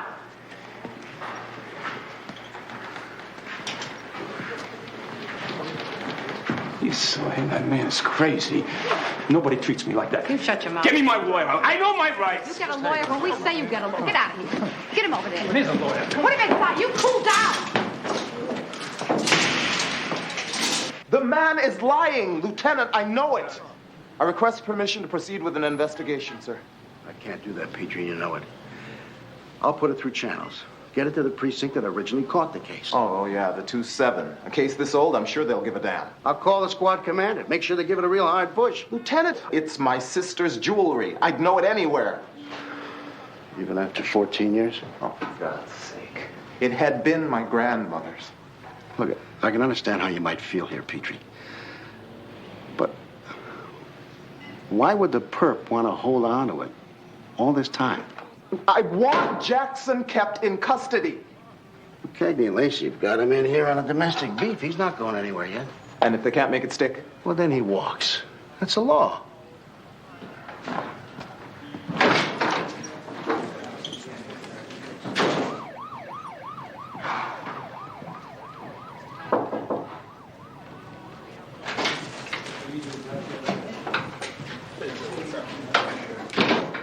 May we ask what that was about, sir? Petrie thinks that the jewelry was his sister's. His sister? So, what's the big deal? Have her come in and identify it. Can't. She's dead. She was raped and murdered 14 years ago. Does Petrie think it was Jackson? Talk to his wife, Lieutenant. Get her to press charges. Good. Yeah. See if you can hold on to him and keep an eye out on Petrie, will you? I don't want to see him get involved with this case. Yes, sir.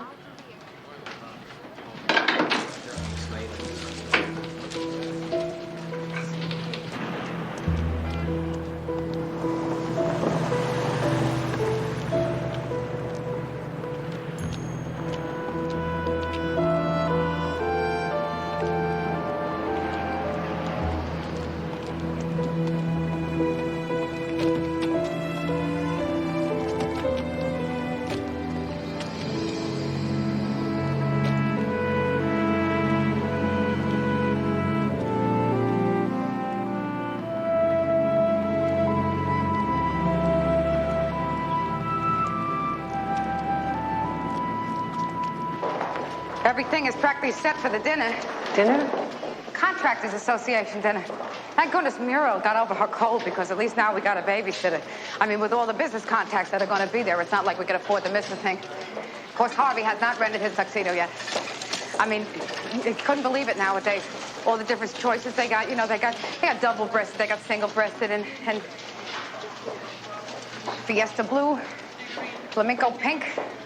They got fuchsia cummerbunds, raspberry cummerbunds, wing collar shirts and shawl collar shirts, pleated shirts. Come on. Inhalation therapist ICU. Imagine Petrie carry around that kind of pain. Yeah, all the rapes and murders we've investigated, never once did he mention it. Not once.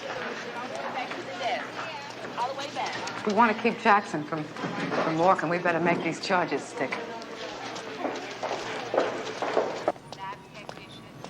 Miss Harris, you've been living with Emma Jackson for what, 7 years now?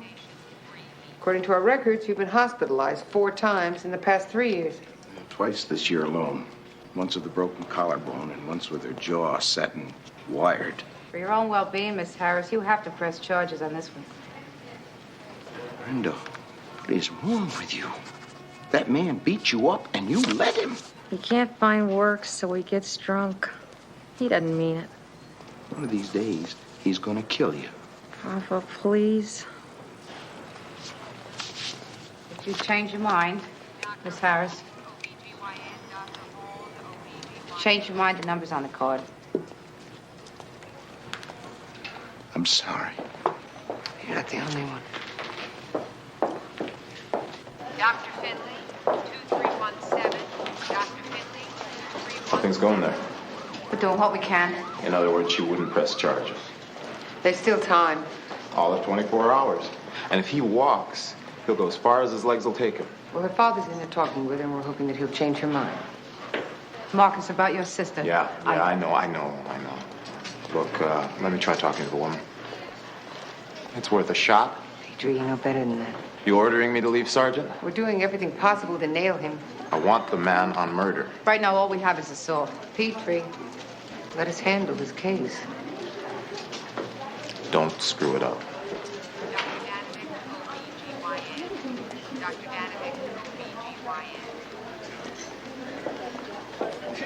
I don't know, Chris. Maybe we should have let him have a crack at her. It's a waste of time. His emotions are in the way. She just clammed up. Hey, look, Mary Beth. What do you think? Pretty, huh? Very festive. Good. Hold that. You look great on my coffee table. Right next to my big book of Impressionist painters. Well, I don't mean to pry, Christine, but I thought you were meeting O'Brien for dinner. I am. But I figured, if you came by the loft for a little nightcap, the least I could do is jazz up the joint a bit. Here, hold that. Bob and I both. We think he's a good writer. All those mean streets and dark alleys, sweaty backroom bars, makes it feel like you're there. And that picture of him on top of the column, we're talking about a handsome man, Christine. Very handsome.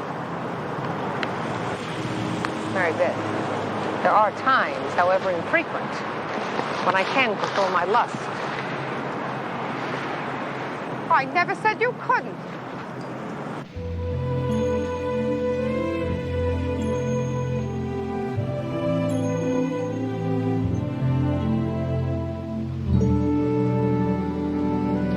The night air. City's just beginning to come alive. Midnight's the witching hour. That's my favorite time. I read that piece, O'Brien. The interview with the ladies of the evening in the all-night diner. Did you know? Yes. Tired whores, shopping bag ladies. They know the city best with all its warts and cracks. And the people that fall through them. I thought it was too sentimental. Not on the street. I happen to be an officer of the law. Can't get away with anything, can I? I didn't say that. Refreshing is what you are, Christine Cagney. You are an original. One of a kind. I would say so. I would say so. Sit. Oh, you intrigue me, Cagney. So full of contradictions. You're corduroy. You're velvet. You should see me in my plaid skirt and patent leather shoes. Catholic girls dress like angels.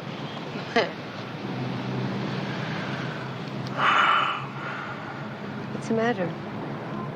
It's too bad that I stopped writing sonnets 30 years ago.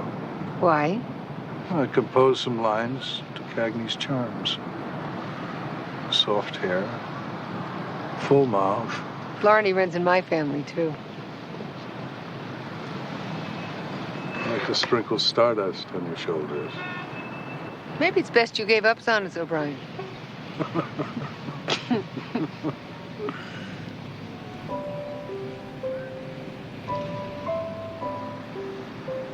I have an idea.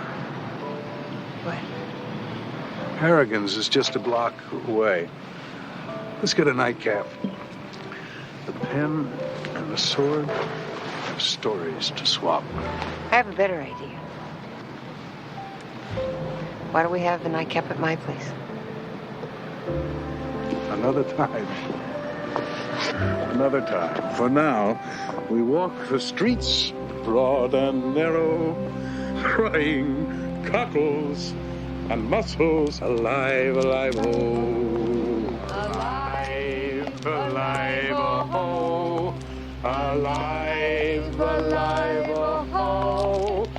Singing cockles and muscles alive, alive, oh.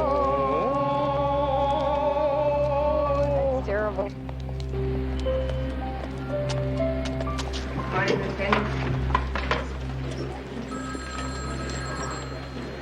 What is with this embalming fluid? Somebody spike it with coffee? Did you have a nice time last night? Swell. How'd O'Brien like the flowers? Right, but it's just too early for 40 questions, all right?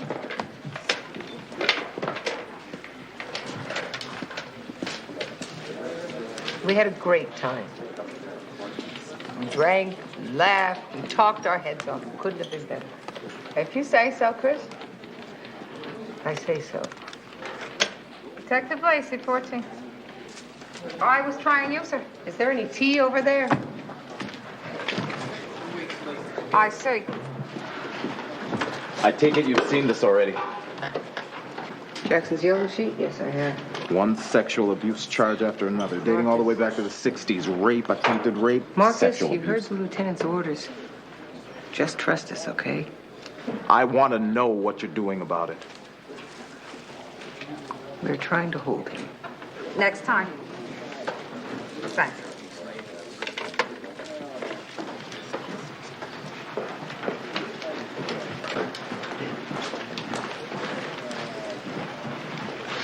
What's wrong?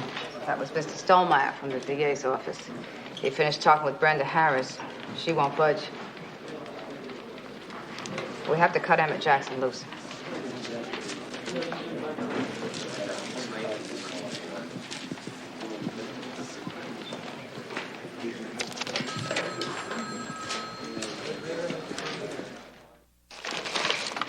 One comb, one belt, one wallet with $2 in it, 5 yellow metal chains. What the hell did you do? For stolen property, it stays. That ain't stolen, that's mine. You may not think much of the people you arrest, but it is your responsibility to protect and not abuse them. Do something, lady. He's taking my tools. Unbruised and intact. I have reason to believe it was obtained during a rape murder. Get any proof of that, officer? It's an old investigation, Miss Gutman. We're waiting to see if that jewelry shows up on the original case report down the 270. You're waiting to see, but you're not certain? That's right. I'm telling you, this piece is stolen. Then you prove it. In the meantime, it belongs to Mr. Jackson.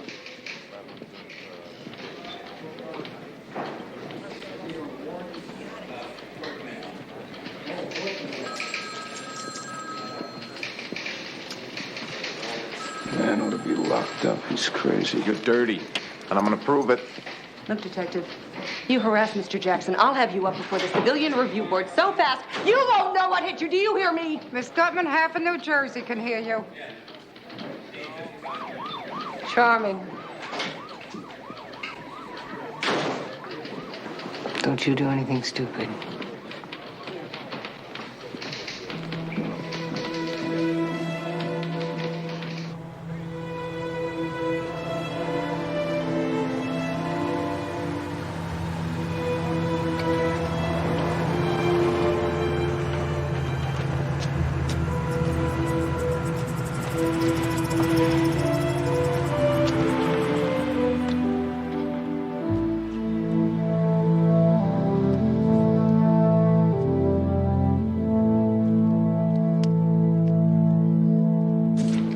Hey, no, I understand. 14 years is a long time between cases.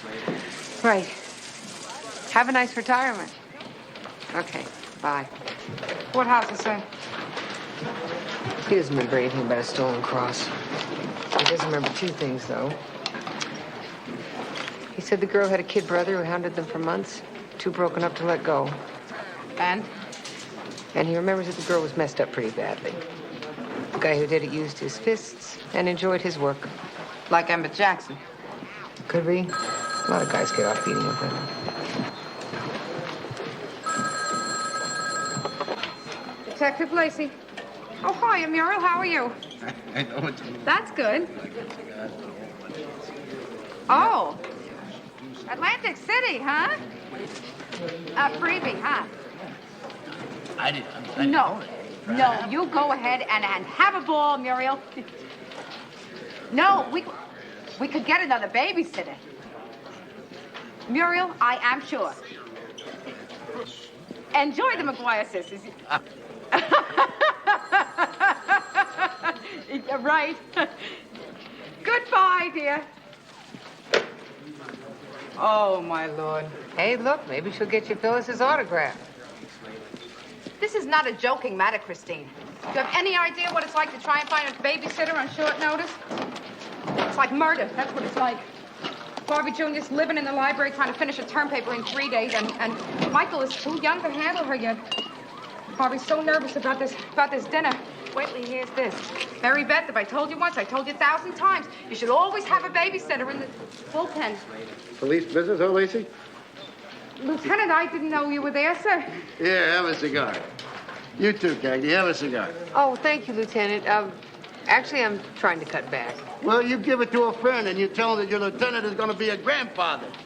Oh, that is wonderful, sir. Congratulations. Thank you. Your son must be thrilled. Almost as much as his old man. Hey, Carrasco, have a cigar. Thank you, Lieutenant. Congratulations. Thank you. Hey, Esposito, catch. Thanks. And Becky, here you go. One for your dessert and one for Petrie. Ah, thank you, sir. Congratulations. Where is Petrie anyway? Sir? Your partner. He forgot to sign last month's activities reports. Oh, he just made a run to the drugstore, sir. He'll be back in a minute. Drugstore? Yeah. Well, you see, we just had a ticket from Madame Ching, sir, and the man's a walking Mount St. Helens, if you know what I mean. Never mind that, is Becky. Will you just make sure he signs last month's reports?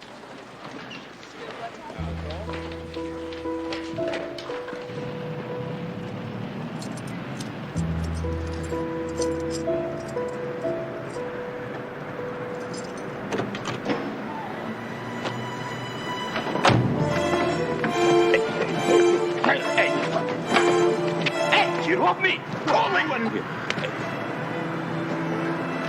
You did it, didn't you? I don't know what you're talking about. You know. You know and I know. What the hell do you want from me, man?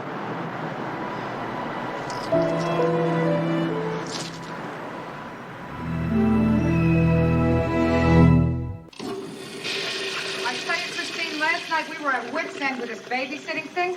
So I called Babs from 3 houses down to see if she could recommend somebody, and she offered to do it herself. How's that for a lifesaver? Babs? Well, really, her name is Barbara, but she said I should call her Babs. Maybe I should just let my hair grow out. I was so moved. I felt like bursting into tears. Mary Beth, what do you think of those shaggy perms? I don't know. You know, I always thought that you had to live in the same building with somebody for them to treat you like a neighbor. But what do I know, right? You know, the hell with it. It's not me, it's him. There we are at my place, right? Candlelight, my best brandy, Johnny Mathis on the turntable. I got him so sloshed he could barely walk. I even told him the elevator wasn't working. I damn near locked him inside the place, Mary Beth, and he goes home anyway. But out with O'Brien again. What makes you say that? Well, I don't know. Wild guess. Christine, you are an attractive, intelligent woman. If Cupid is taking his time here, it's certainly not you. Yeah. I heard this morning on talk radio that 35% of all the single men in the city of New York are gay. 35%. The man is not gay, Are Mary you Beth. sure? Trust me. There are certain things that a woman of experience knows. So, why is he taking me out in the first place? Well, maybe he wants to be your friend. I got enough friends, thank you. You know, come to think of it, Christine, a curly perm be very good on you. You think so?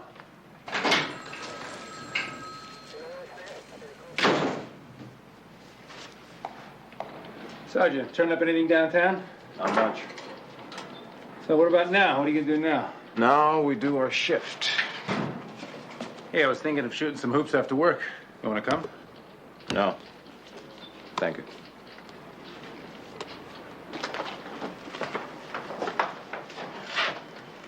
Listen, Marcus, I may be out of line saying this, but I think you're walking a tightrope here. I can only cover for you so many times before the lieutenant wises up. You're right, Victor. You are out of line.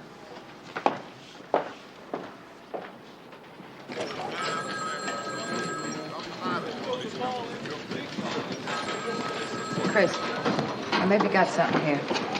April to September 1972, Jackson worked at a restaurant in Park Slope, just a couple blocks from where Lori Petrie lived. What's that gonna get us? Well, maybe they kept time cards or pay stubs, something to check his movements on the day of the murder. Time cards, 14 years later? You got another lead, Sergeant? The most it can cost us is a trip to Brooklyn. Okay. Cagney, Lacey, in here, please.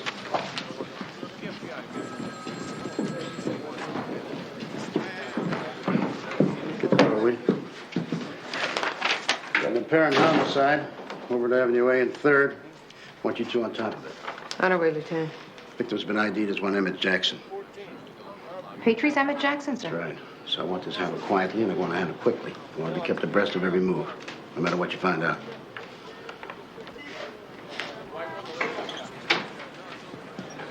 When's the last time you saw him? Last night, before I went to work. What time was that?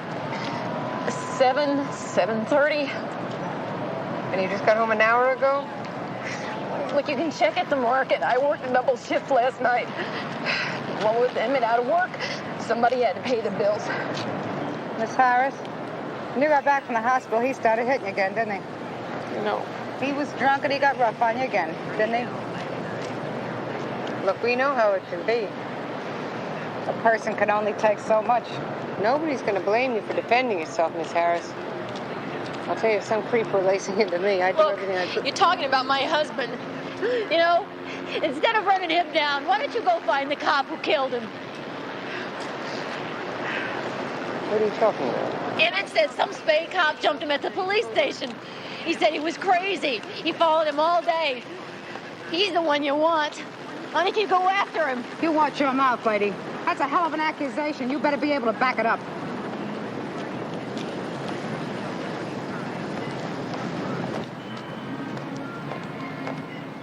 Hear about that armpit that bought it over on Avenue A? Somebody did the world a favor, let me tell you. Yeah, they're calling it murder, but I call it street cleaning. Renewed your faith in justice. You gentlemen think I did it? No. Come on, Marcus. No one here saying you did. Hey, what we're saying is, whoever did do it deserves a medal. Damn straight. Okay, guys. Give the man some air, right? Sure, you bet. Hey, you don't mind them. It's their way of showing you they're behind you. So am I. After all the years we've been partners, you really think I could do something like this? Come on, Marcus. I can understand anything. Hey, whatever the case, I'll go to the mat for you. Victor, do you have any idea what you're saying? Sure, I have some. Yes. Preliminary report places the time of death around 10 p.m. from a blow to the back of the head with a heavy instrument. Probably a tire iron from the shape of the wound. What about the wife? Sicko relationship. He'd beat her up and she'd come back for more. She got an alibi? Yes, sir, airtight. Oh, that's too bad. And her allegations about the black officer, she got anything to support them? Not a thing. Except the word of the deceased, which, considering the source, doesn't mean much. And that's all? Actually, sir, there's more. On the voucher for Jackson's personal effects, they didn't list the cross, sir. Lieutenant, Jackson is not stupid. The thing is hot. Naturally, he's going to want to dump it. Uh-huh. You got anything else? Look, Petrie wouldn't walk against a light. He's as by the book as they come. We've been down this road before, Cagney. People can be full of surprises. Not Petrie. I'm not making any assumptions here, all right? We've got a job to do, so let's do it. We don't have to think about it. We don't have to like it. We just got to do it. And that's all. Petrie's got some personal days coming, so I'm going to tell him to take some time off until this thing blows over. All right. Hey, look what you got right there, the new and improved T-shirts. About time. Take a look at the smiling Wolverine. 5, who's number 5? 10, who's number 10? I like the yellow. Petrie, Lieutenant wants to see you. 2 weeks later.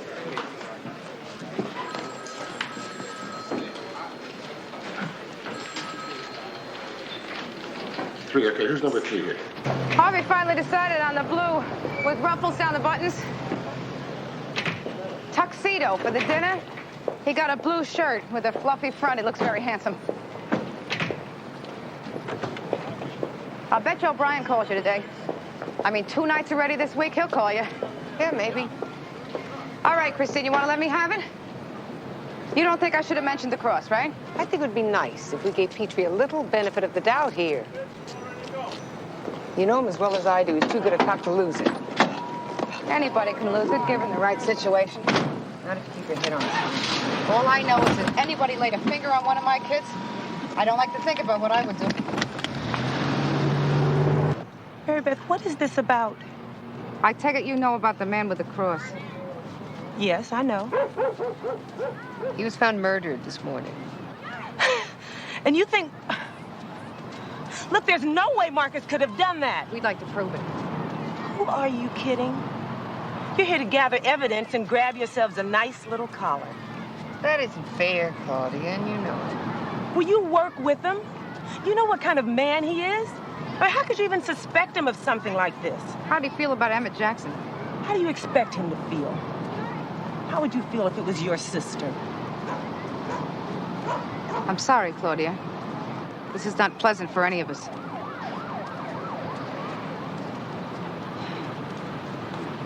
Friends like you, he's already convicted.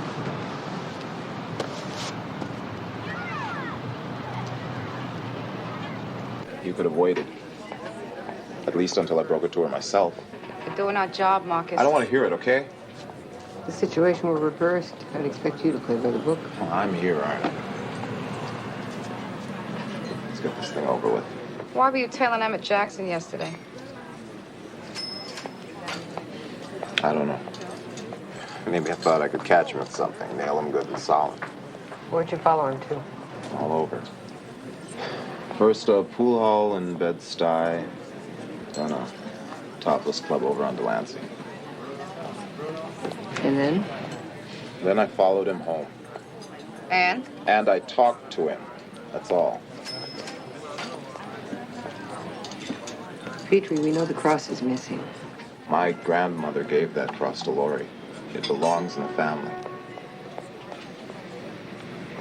He was alive when we finished talking. What time did you leave him? 9:30, 10, something like that. Then where'd you go? I just drove around. Did you go to any bars or clubs? Any place where someone might have remembered you? No. Anywhere's, anybody. I didn't know I'd need an alibi. I'm going home, be with my family. If there isn't anything else. There is one more thing. We need to have a look in your car. What are you looking for, Cagney? Evidence? Murder weapon? Another body? How about it? You got a search warrant? No. Do we need one?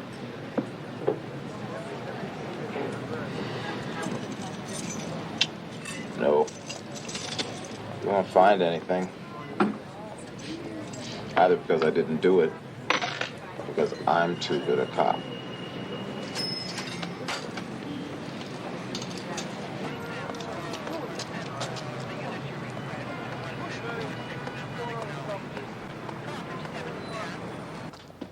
What about the tire iron? You drop it off at the lab? It's clean. Could be lots of other blunt instruments. There are also other suspects, sir. Well, I want to see some action on this thing, and quickly. I can't keep stalling IAD. Yeah, what? Excuse me, Lieutenant. There's an emergency call for Lacey, line 4. No, Lacey. You can take it in here. Thank you, sir.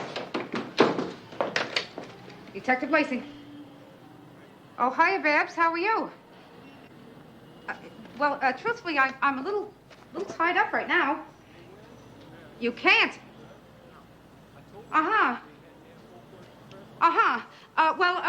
Don't worry. We'll find somebody else. Hey, thanks for trying. Thanks a lot. Bye, Babs. I'm sorry, sir. Everything okay? Yes, sir. Well, no, sir. See, my husband has a very important dinner engagement tomorrow night, and my mother-in-law was supposed to look after baby Alice, but then she won this free trip to Atlantic City, sir. And it's really not that important now, sir. Okay. Let's get back to work. Yes, sir. Other suspects, you were saying? Yes, sir. Yes, we'll get on that, Lieutenant. Find them.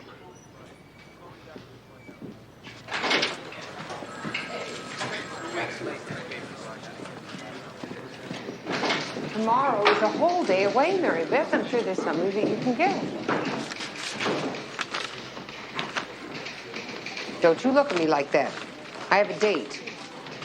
That is, if O'Brien ever calls. Hey, Coleman, are there any other messages for me? If somebody wanted to reach out and touch you, you'd be the first to know. Have a T-shirt. The sensitivity seminar's paid off, eh, Coleman? Sergeant Coleman, you wouldn't happen to know any babysitters, would you? Yeah, my next-door neighbor's kid, Beatrice. Beatrice. Is she reliable? She's a nice girl. Shouldn't be any problems. I'll ask her. Sergeant, you're a lifesaver. A lifesaver, that's what he is. Beatrice. Sounds solid. Perfect, yes.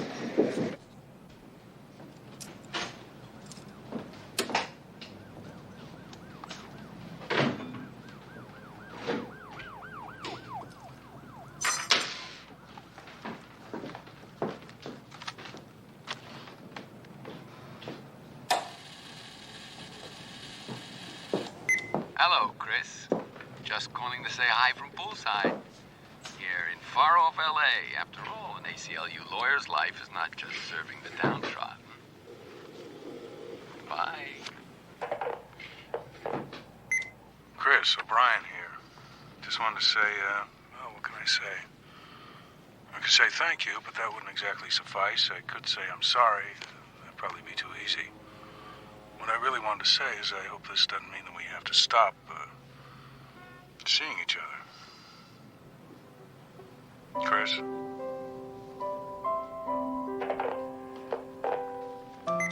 Hello to you, my Sergeant Detective daughter, the celebrity. Hey, this is your sober dad come to congratulate you. I take it you've seen the papers already and bought out every newsstand in the city. Hey, look, Chrissy, next time would you please tell me in advance and save me a cardiac?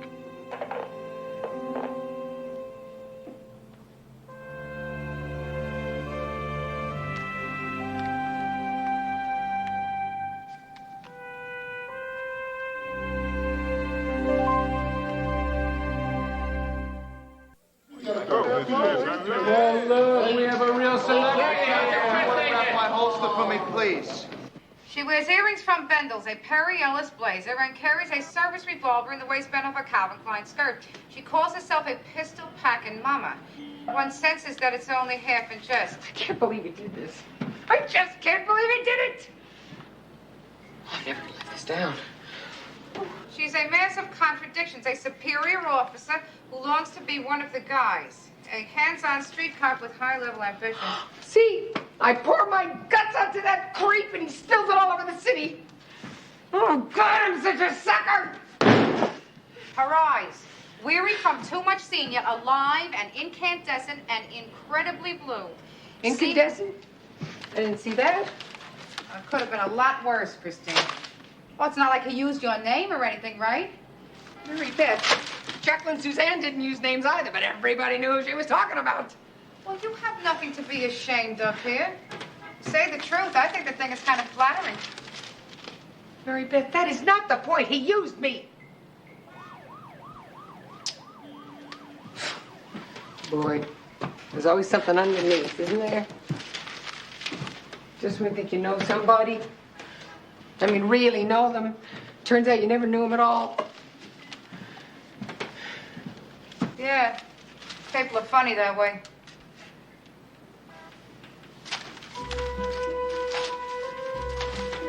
Well, looks like I'm gonna be free.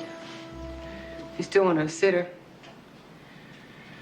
Thank you, Christine. Sure. But that's okay. Sergeant Coleman has me all fixed up. Oh, that's right. The lifesaver. Yeah. That explains the hole in his head.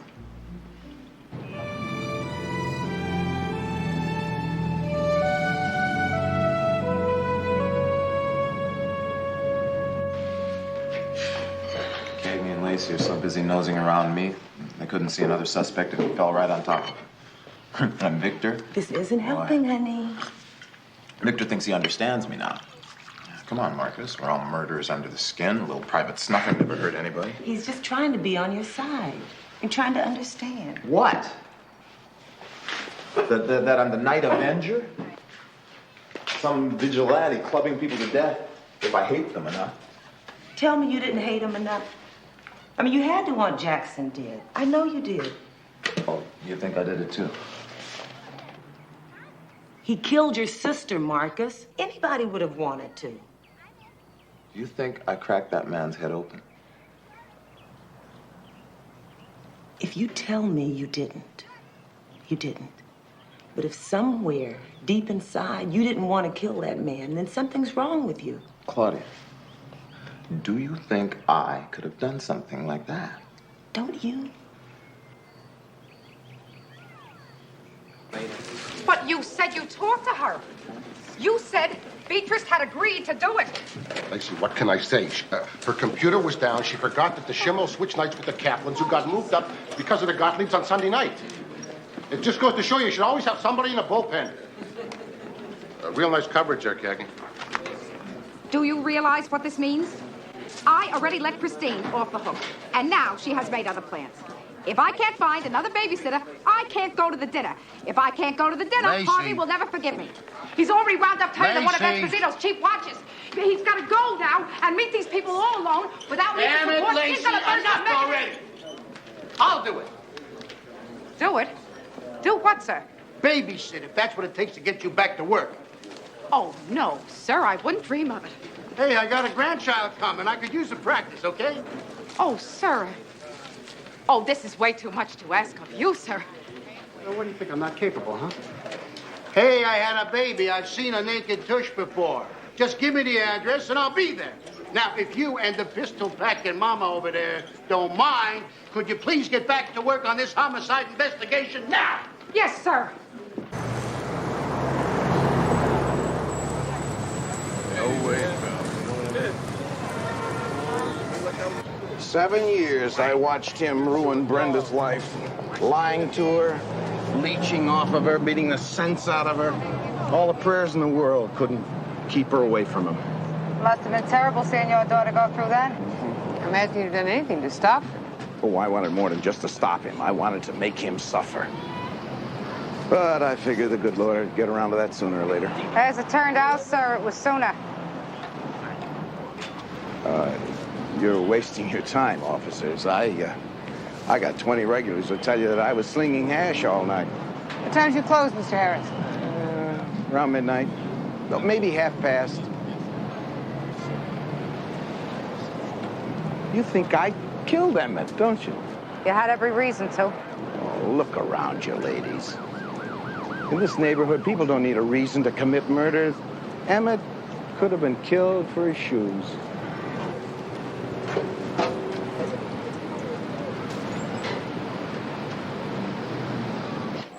So it wasn't the father, it wasn't the daughter. Which puts us right back where we were before. Hey, Josie. Hey, Cagney. Got a news report for you. The Jackson homicide. Bingo.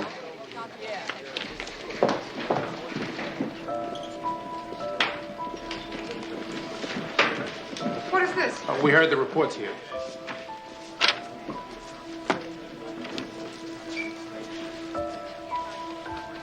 Hair fiber and blood particles discovered beneath the victim's fingernails. Blood type O. What type is Marcus? Geez, I don't know. Let's check the personnel files. Right. Wait a minute, guys, don't bother. Hair fiber determined to originate from a male Caucasian. All right. Way to go, Marcus. I knew we couldn't have done it. Maybe now we can get back to being a team around here? Sure we can.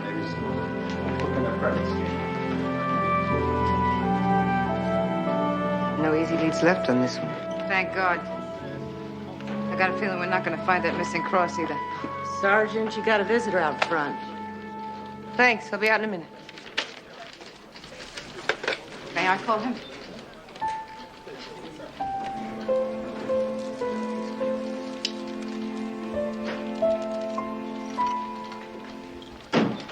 Claudia, it's Mary Beth Lacey.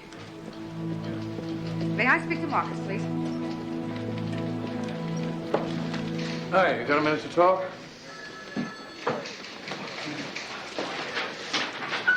Outside.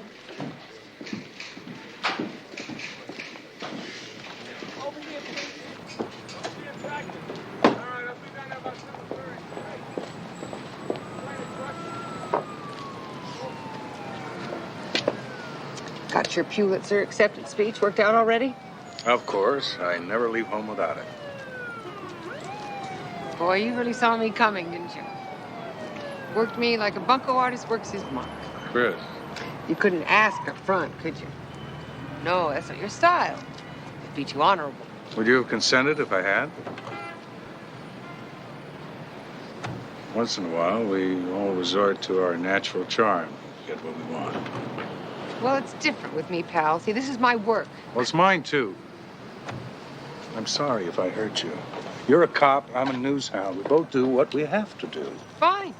So you filled your column, and I got taken for a ride. End of story. Just wait a minute. What? Look, when I first met you, I was attracted to you. Not to the squad commander in skirts, to you. You just couldn't resist the temptation to use me. All right, Cagney, I'm a lowlife. I took advantage of you. I'm sorry. I'm sorry for blowing your faith and your friendship. And I'll tell you something else. That the hardest part about this whole thing was leaving you at the end of the night. God, that was hard. Cagney, you say what you like about me. I got some scruples. If you finished your spiel, I'd like to get back to work. What about tonight? What about tonight? Still got 2 tickets, the Golden Gloves. One was yours. Forget it, O'Brien. I've got other plans tonight. Hey, I meant everything I said to you. The mouth, the eyes, even the part about the stardust.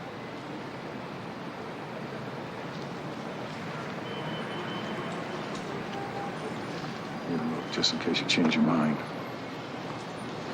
Don't hold your breath.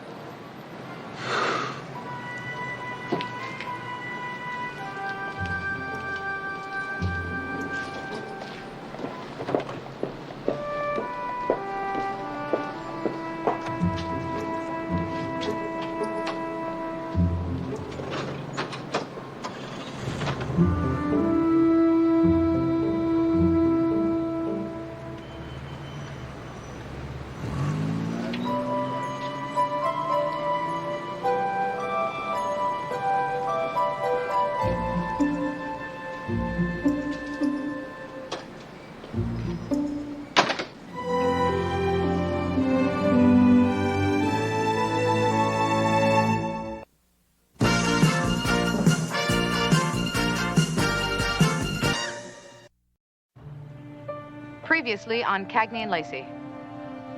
Report on your father's death, and with all the alcohol in his system, it's easy to understand how he couldn't help himself. Paramedics said he was dead when they got there. I said, that's it. There's nothing we can do. I said, well, that's my father.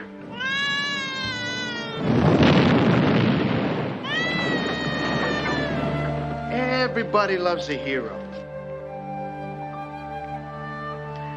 I'll see you again someday, Pop.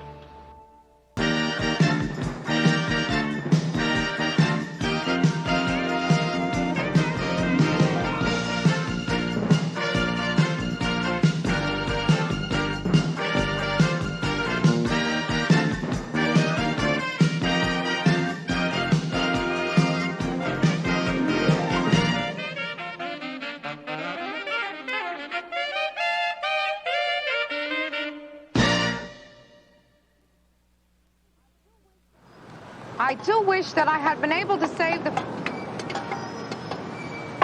Something happened to the mother, Chris. Otherwise, she would have claimed her baby. Do you think we ought to call this man and let him know we're going to be late? I think this car is jinxed. Chris, any car that hit that pothole at that rate of speed... Pothole? It was the Grand Canyon. You could open a national park here. I hate this jack. Why can't the department just get us a jack that a normal human being can use without an engineering degree? So how come no California tan? Sun's bad for your skin. So what happened? I thought you were going to be gone for 2 weeks. The pastrami's awful. But you and Brian had a nice visit, though, right? Oh, you know how it is. He's a day person. I'm a night person. Hey, let me try this here. No. Get your Hero of the Month award looking like a grease monkey? Forget it. You know something? I missed you. It was a very nice service, Christine. And what you said at the wake was very beautiful. You did a very good job with everything. Now it's time to start taking care of yourself. I'm okay. Really, I'm fine. Just got 10 messages from my lawyer wanting me to straighten out Charlie's affairs. Means I have to go through his stuff. I can help you with that. Nah.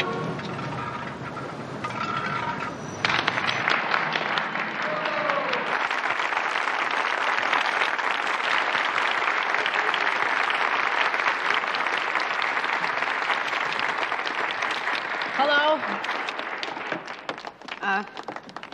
Talking in front of people is not the most easy thing for me. I said to my husband, a burning car is small potatoes compared to this. But I would like to thank the Daily News for this beautiful award. I know exactly where I'm going to put it in the living room. And next year, my son Harvey Jr.'s high school diploma is going to hang right next to it. I was speaking to my family about all this being a hero and all, and it was not like that. I was in the right place at the right time, and I didn't think too much about it. I wish that I had been able to save the father. I think about that a lot. Besides, there were other people who helped, and they are the true brave ones because it was not their job. Which goes to show that it's not true what they say about New Yorkers. Finally, I would like to accept this award on behalf of the many other policemen and women who do stuff like this every day and who never get any recognition. Thank you very much.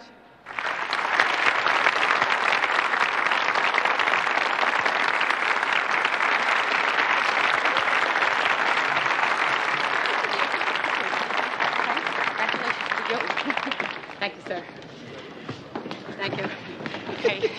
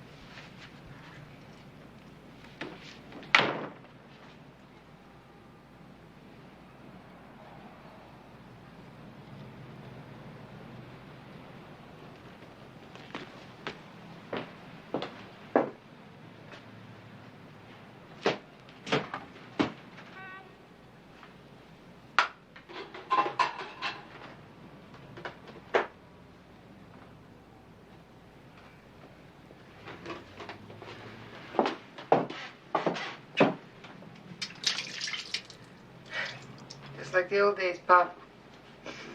Pouring your stuff down the sink.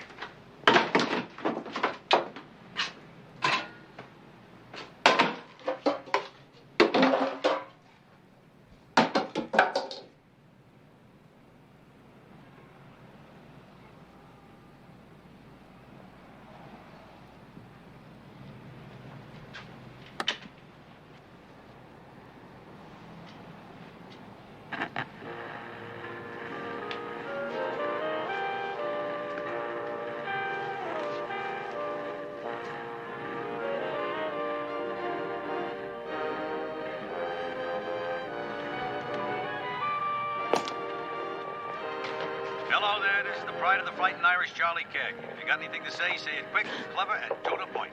The beep should be coming on any minute now. Fire away.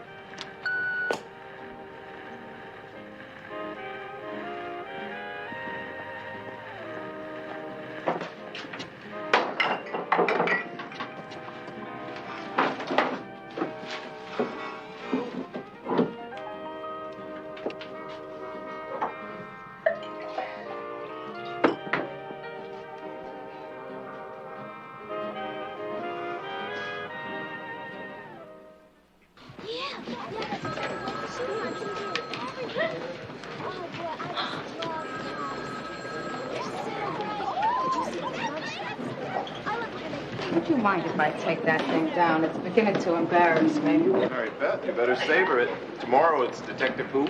Yeah, back to normal. I see. Inspector Nelman just called up to draw my attention to this morning's paper. What are New York's finest doing to quell the lonely cries of baby John Doe, et cetera? Where is the mother? Detective Lacey, who saved the infant, said we are doing our best. The inspector would like some specifics.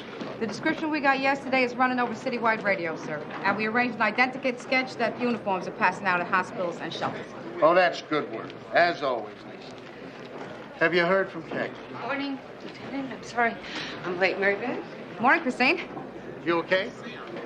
Yes, I just had some personal business. Oh, sure. You take as much time as you need.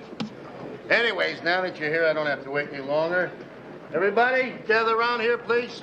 This personnel order just came up today, and it concerns one of our own. Detective 3rd grade Mary Beth Lacey, shield number 763. Your promotion. Hold it. It's not that, but it's something pretty important. For an act of outstanding personal bravery, intelligently performed in the line of duty at imminent personal hazard to life, under circumstances evincing a disregard for personal consequences, the department sees it fit to bestow on her an honorable mention commendation. Congratulations, Lacey. And you wear it with best of health. Thank you very much, sir. A hell of a medal. Wonderful. Lacey, come on back to my office, please. Yes, sir.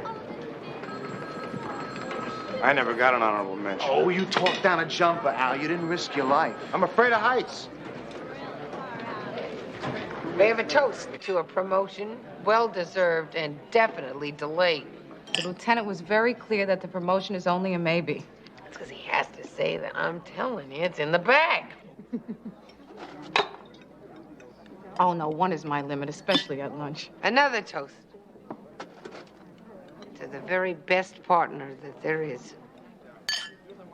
Back to you. You know what Charlie said to me about you? And the man knows cops. Charlie said that Mary Beth Lacey knows people. You can't go out there, Chris, he said, without a partner who knows people. Thank you, Chris.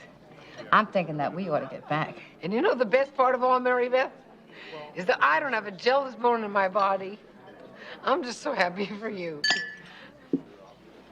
Hey, everybody, I want you to join me in a toast here for my partner, the Detective Mary Beth Lacey, Hero of the Month, and recipient of the Honorable Mention Award for Bravery. We have a bona fide hero here in our midst. Please join me in the toast. I'm the hero, and she's the shy one. Yeah. It's a shame to break up a party like this, but we really have to go. Oh, no. Whoa, wait 1 sec, my hair. Whoa. It's just a shame to waste good stuff like this. Goodbye. Oh, it's a barrel of honey, may be ragged and spiny, but we'll travel along, singing a song. Here we go. Side by side. Tell it, Mary Beth. Side by side, singing a song. Side by side. But this little piggy went wee, wee, wee, wee, wee, wee, wee, wee, all the way home. I think I probably ought to get in on this here. Michael, what is the name of this song?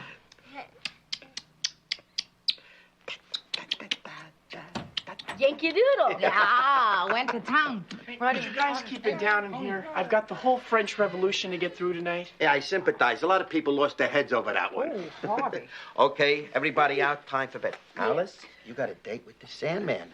And your brothers are going to get you ready. Am I right, boys? Of course. Yeah. We'll be in 11 minutes. Okay. What a sweetie. Here, you can have this for a while. Oh, honey. There we go. Oh, yeah. Oh, come on. It's okay. Oh, Harv.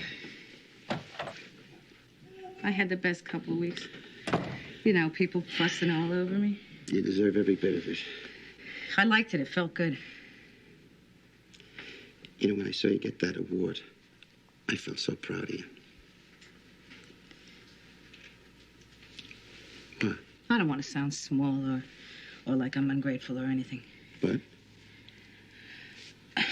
Come on, spit it out. Why didn't I get it sooner? And how come I had to wait all these years? Why didn't I get it for real police work? Saving a life is real police work. Anybody could have done what I did, Harvey. Anybody. Anybody didn't. You're the one who did it.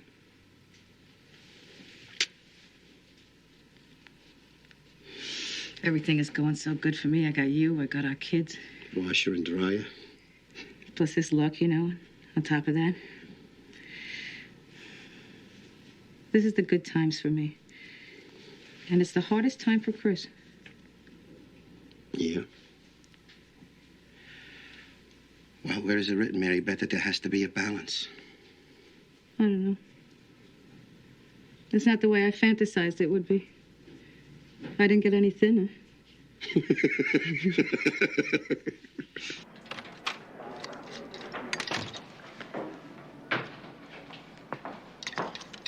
Hey, Sergeant. Morning. There's a real nip in the air, isn't there? Can't tell me it's spring.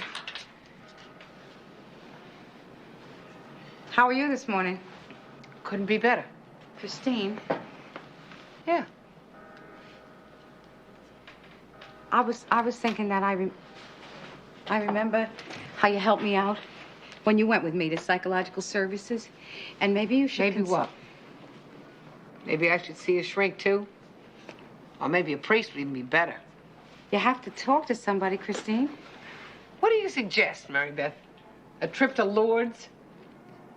Look, so all right, I take a little nip now and then. I like to drink. And I could use the relief from all the crap that's going on in my life, including lectures from my partner, all right? I'm trying to keep you out of trouble here. If you seek help voluntarily, that won't go on your jacket. If you waltz in there drunk again, the lieutenant's gonna have to order Why don't you do to. some kind of an award?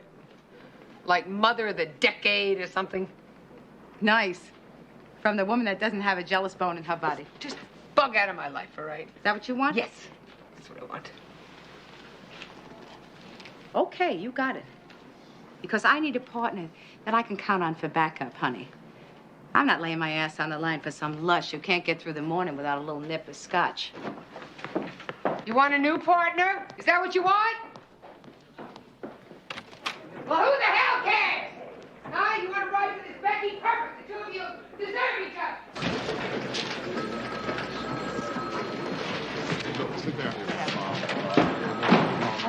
Hey, Petrie, looks like you got yourself a new partner. The hero from Queens can't take the action. Anyway, what I was saying was,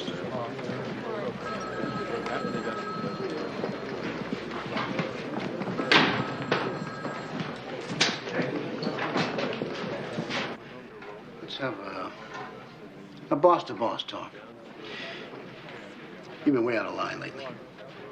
What are you talking about? Maybe you need some more time off. I'm fine.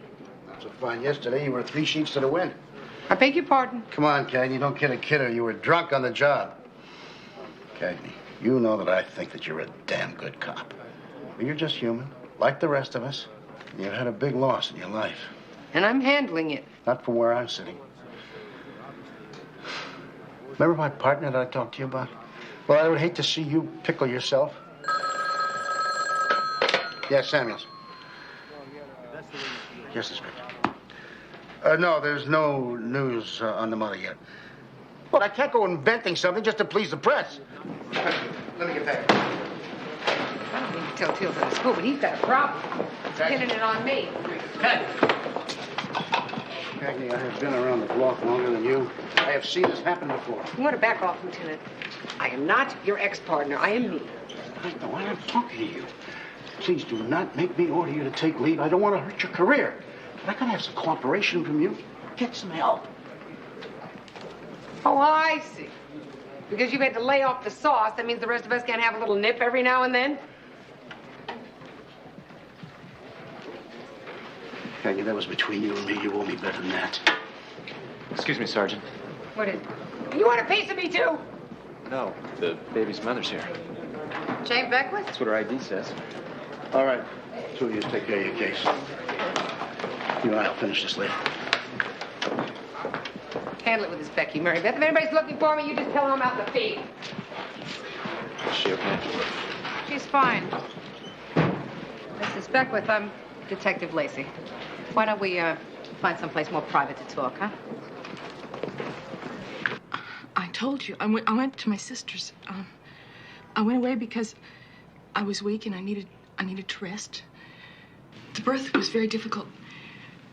That's why I went to my sister Carol's. In Allentown, Pennsylvania, is that correct? Mm-hmm. Why didn't you take your baby? It was a small apartment. Tommy Jr. was already on the bottle, and his father, he rest in peace. Tom was real good at taking care of him. Look, I feel bad enough. Please, can't you take me to my baby? He's a beautiful baby. What did he weigh at birth? 7 pounds. 7 pounds even. Well, around 7 pounds. My 3 kids were 7'3", 7'8½", and 7 pounds, 14½ ounces. What hospital was he born in? He was born at home. And what was your doctor's name? We couldn't afford one. No doctor? No midwife? We haven't been able to get back on welfare since we moved to New York. This baby's mother must miss him terribly. Yes, I do. And I want him back now. So does his true mother. That's my baby! Mrs. Beckwith, you have no proof that this is your baby. It's only a matter of time before we match the baby up with a missing child report. That's my baby. I love him. Mrs. Beckwith, it's life in prison for kidnapping. If you cooperate with me, I could help you get the sentence down. But I love him. I took better care of him. I never left him sitting alone. I have a right to a baby. He should belong to me. Oh, God. Come on, Nancy Drew. Let me help you out. I can get up by myself. Oh, come on. Oh, wow, you Sorry. got me all wet. I didn't realize that you... It's my good blouse, too, and I'm drenched. I'll probably get the flu. said I was sorry. I know it. I know you are, but I smell like a brewery. It's okay, Chris. Really? It's all right. It's all right. Tony. Yeah. Huh? Touch him. Hmm? Touch him. Come on. Be a man, all right? Touch him. Chris. You can't even fake it.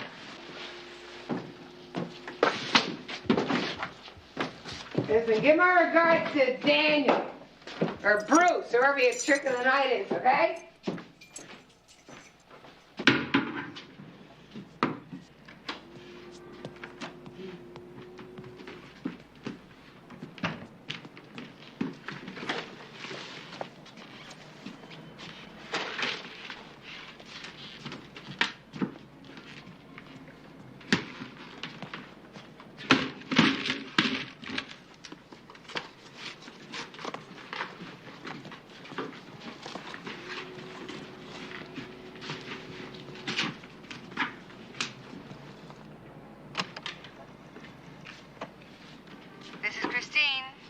take your call right now, but if you leave a message, I'll get back with you. Christine, I've been looking for you. Update on Jane Beckwith. Turns out she kidnapped baby John Doe. We matched with a missing child from Gary, Indiana. And I got a hold of the real mother. She's coming in to get him. I'll tell you all about it when you call me back. I'm home all night.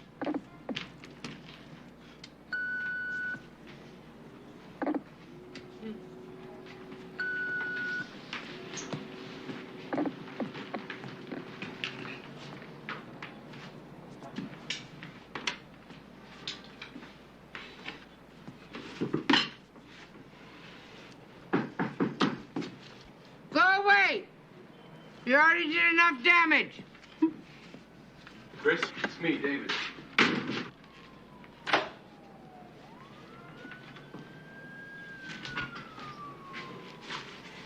I'm not home. You left the door open. And to what do I owe this intrusion? I was worried about you. I don't blame you. You know what that damn Greek did? He spilled beer all over my shirt. See how it's clinging to me? It's pretty sexy, isn't it? Do you think I should enter a wet t-shirt contest or something? How about some coffee, huh? No. I need a cup of tea. David, I have to change my shirt. And I want you to help me. Remember how good you used to be at that? I mean, that was what it was all about, isn't it? Wasn't that the best part? Sex? Admit it. Come on, admit it. All right. How about I fix us something to eat? No.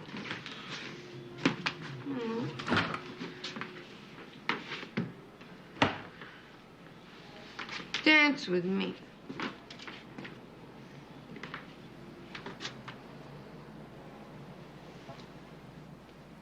Dance with me.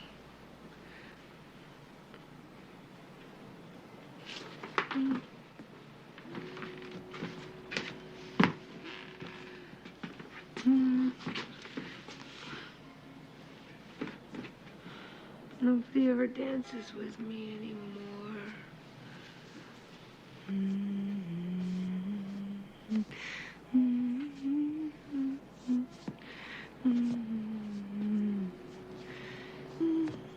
I'm sorry.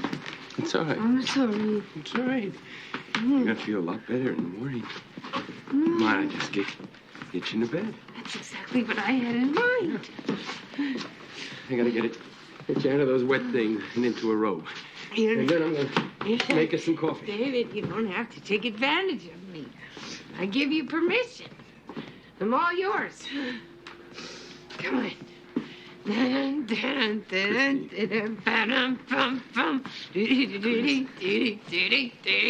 come on, Chris, stop. David, come on. Let's go to bed. Come here.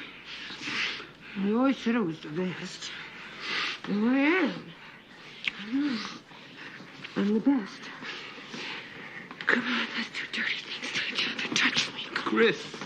What? No. Oh, forget it.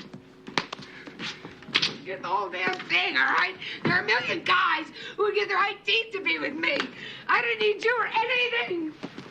I'm by myself.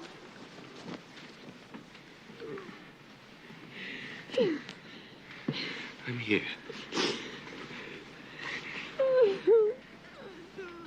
Please don't go.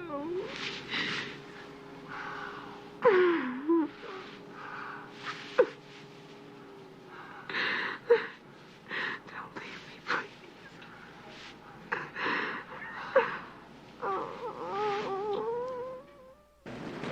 I told you, Sergeant Coleman, she's out in the field. Don't give me that. She's not taking leave, and she didn't call in. It's been 2 days, and I gotta tell the lieutenant something. Lacey? Yes, sir? Where is your partner? She's out in the field, Lieutenant. For 2 days straight now? Next time she calls, you put me on the line. Yes, sir. I can't wait for her any longer. All right, everybody, listen up. I never could keep a secret anyway. Effective 9 a.m. tomorrow morning, Mary Beth Lacey will henceforth be addressed as Detective Second Grade. And with this promotion comes $7,000. So, we all know that she can now afford to throw herself the traditional party in a Class A manner. And personally, I plan to starve myself a whole day until tonight at Flannery's. Congratulations! Thank you very much, sir. You better call Flannery's and tell them to expect an invasion. I'm doing that. Hey, we'll be there. How about taking it to the tavern on the green? Oh, at least Mamaleone's, huh? Hey, sir, you gonna take your thermos if you want to see it?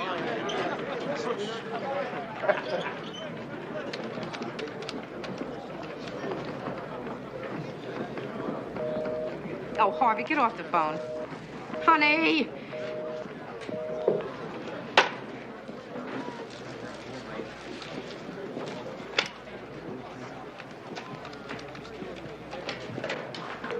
This is Christine. Chris? I can't take your call right now, but if you leave a message, I'll get back.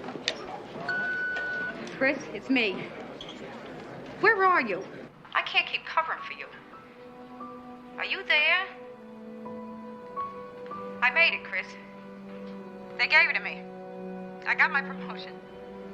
Hey, Mary Beth. Come on and celebrate with me, will you? 7 o'clock tonight at Flannery's. I'm very happy, Chris. Call me, huh?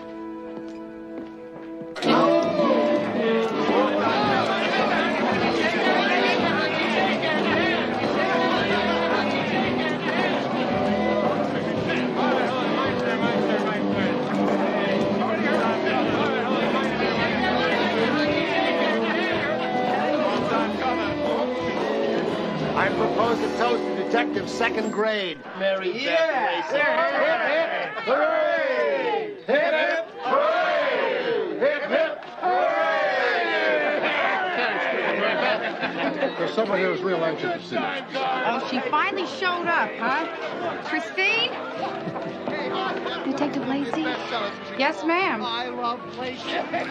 I'm sorry to interrupt, but they told us you'd be here at the precinct, and we just had to come. Well, I'm glad you did. Who are you? Jim and Linda Chandler, detective. We just had to thank you in person for saving our baby's life. We never thought we would see him again. Every time I think about it, I get sick inside. I'm glad you're all together again. It's like a miracle. I just want to tell you. And thank you. And what is his name? What's his real name? Eric James. Eric James Chandler. It's a much better name than John Doe. Eric is a lucky person.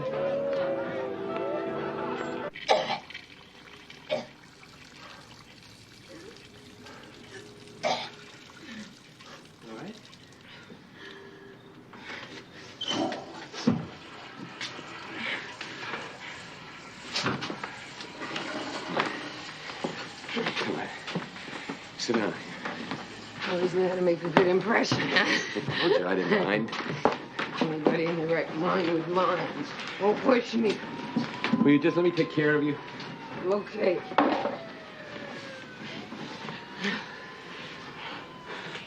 Chris, you gotta stop that.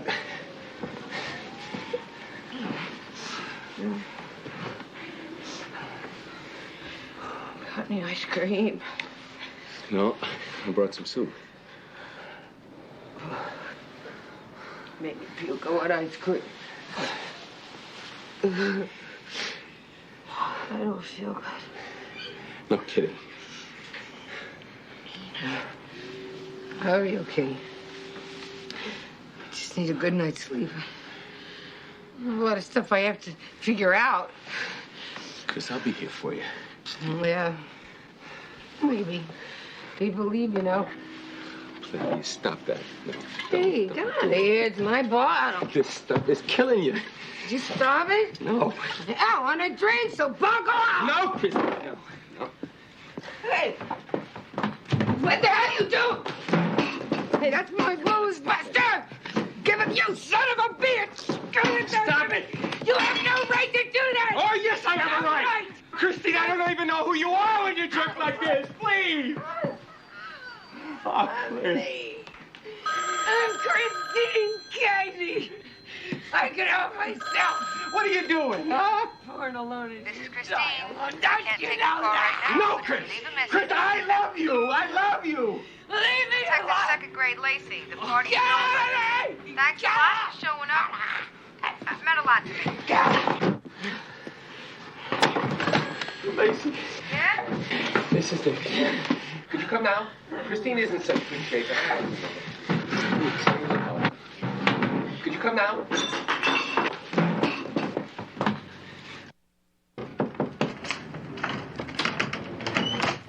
Thanks for coming, Mary Beth.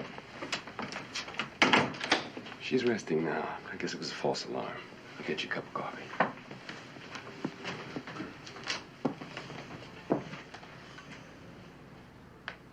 Hello, Chris. Hey, Mary Beth. You know never ever to come to a party without your bottle. My beer's mine, all right? But you can have the potato chips. David, where are the chips? I guess Where I'm are going the to need chips, your help. David? Look, You can have all the chips start that you the shower. want. You make some coffee. The beer and cookies are mine. Don't bother. No beer for her or the horse she rode in on, all right? Hold it up over your head like the Statue of Liberty, David. Look, we clean her up, Make her get some jump food and for coffee it. into her. She'll be as good as new. I don't think it'll help. I love that statue. Well, I just don't know what else to do. I love the Statue of Liberty. Don't you? Leave her there. She's not passed out. It's French, you know. Are you listening to me? I know what I'm talking about. Smell this. I saw the whole thing. They had fireworks and everything right outside this window this summer. You look exhausted, Miss Tequila. Mary Beth, I guess Beautiful. I am a little bit worn out. For space. Well, what do you think? Maybe I should take the next shift, For huh? amber waves of. Go home and get some rest. For I'll call you 8 o'clock tomorrow morning. America, I can't leave her like this. I can't go anywhere. In his grace. Boom! With the cannons. There's my fireworks, man.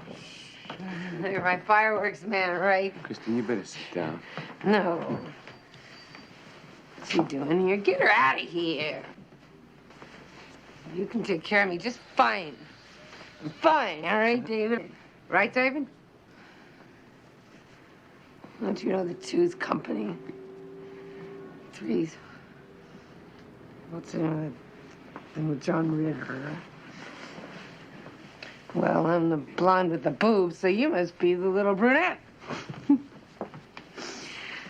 get rid of her, we can finally have a party, okay? Chris, Where's my scarf? listen to me. What'd you do with I my gotta go scarf? home and get some sleep. No, where are you going? Shh, come here. Oh. Christine, I'll see you tomorrow. Good night, David. Good night, Chet.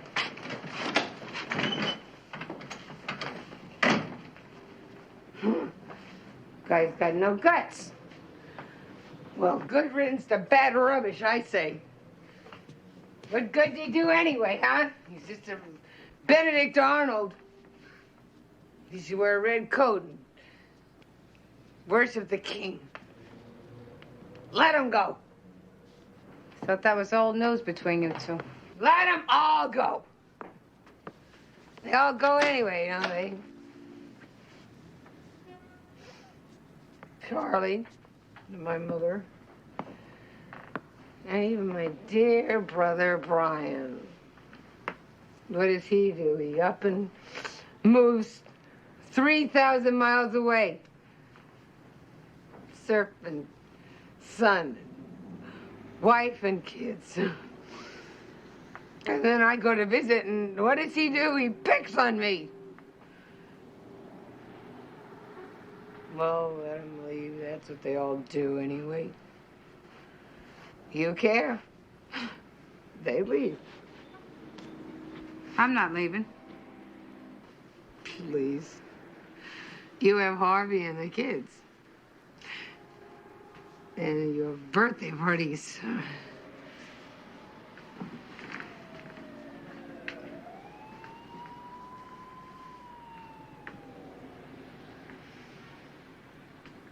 Charlie tripped on that day.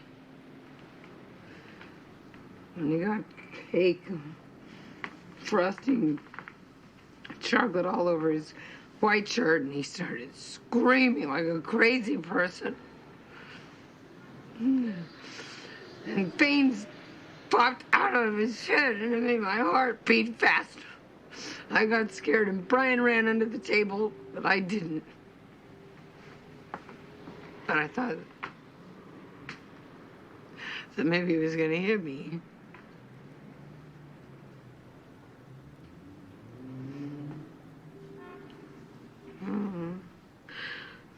When he left, I was 10. And he packed up all his stuff in boxes and tied it all up with string. And in February, and I made him Valentine myself, and inside I wrote in it, "This is the last Valentine that I'll ever give you, Andy." And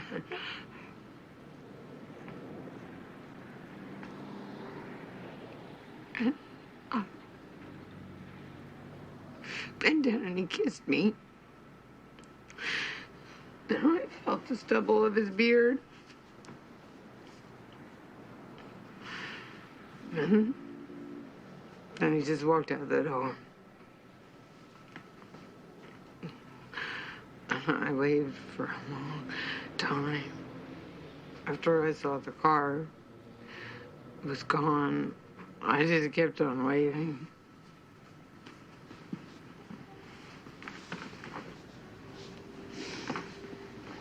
I'm tired. No, but if that baby was kidnapped, we ought to find the mother for it and make up a 5.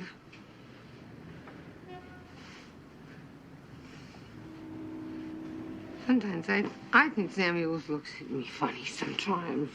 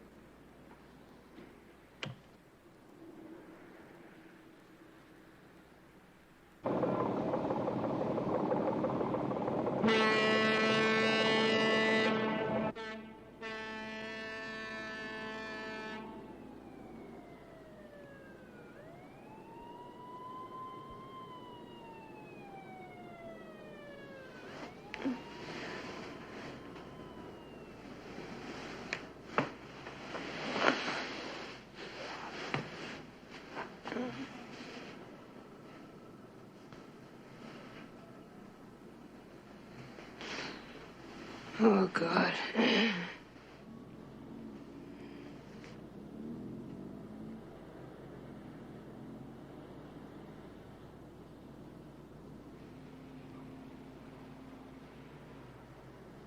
David left his tie. What? David Keeler? He left without his tie. He was here last night.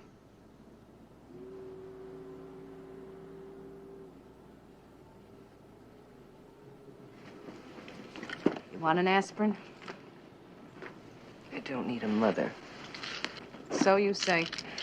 I run my own show, thank you. You're doing a hell of a job of it. I'm having a few problems right now. Yeah, I've had problems. Of course, I'm not flushing my job down the toilet. I'm not drinking myself to death. I happen to be in pain very bad.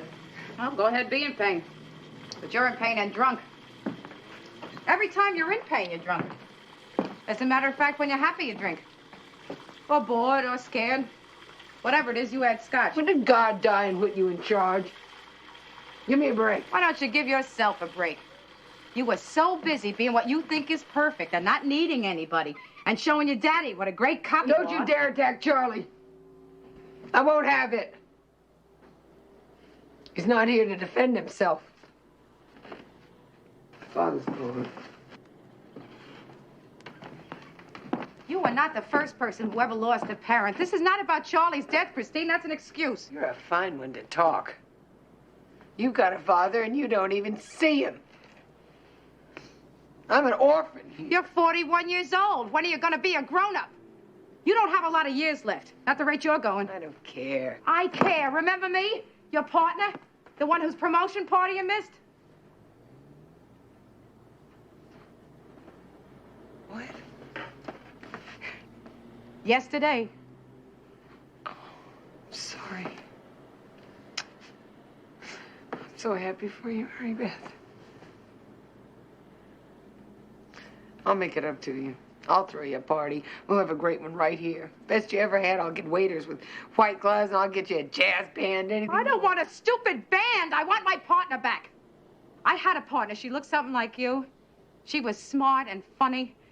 A born cop, but she has not been around for quite some time. The woman I've been working with recently is just rude and selfish and irresponsible, and she's trashing her life. And it's my life. Nothing is enough for you. Nothing. If you were made commissioner and had $1 million and Robert Redford in your pocket, would not be enough for you. Nothing ever fills you up. Nothing ever makes you feel all right. Charlie did. He loved me no matter what. Charlie killed himself. He didn't just fall, Christine. He was drunk. Your father was a drunk. Christine! So are you. You shut me out if you want to, but I'm going to say this for the record. He had .25 alcohol. I saw the report. You saw the report. Your father slipped and fell and bled to death because he was so damn drunk he couldn't even get up. Believe what you want. Say it was an accident. Call Charlie Cagney a saint. Say whatever the hell makes you happy, but we will know that it's a lie. Oh, Chris. He just lay there. He couldn't move. But if he hadn't been drinking... If he hadn't been drinking. Chris, if he hadn't been drinking... He'd be alive. And I hate him for it. I hate him. I just hate him for it. It's not fair. Christine, I love you. And I don't want to lose you. I loved him, too. I don't know what to do anymore.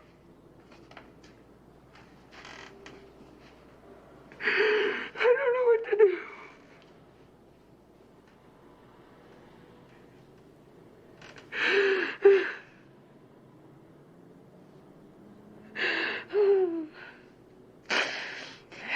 Are there any newcomers who are here for the first time tonight?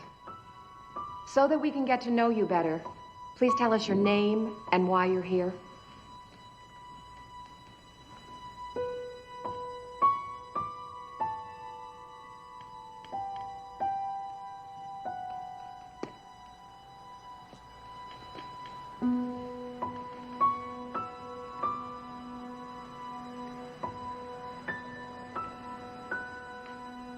My name is Christine. I am an alcoholic.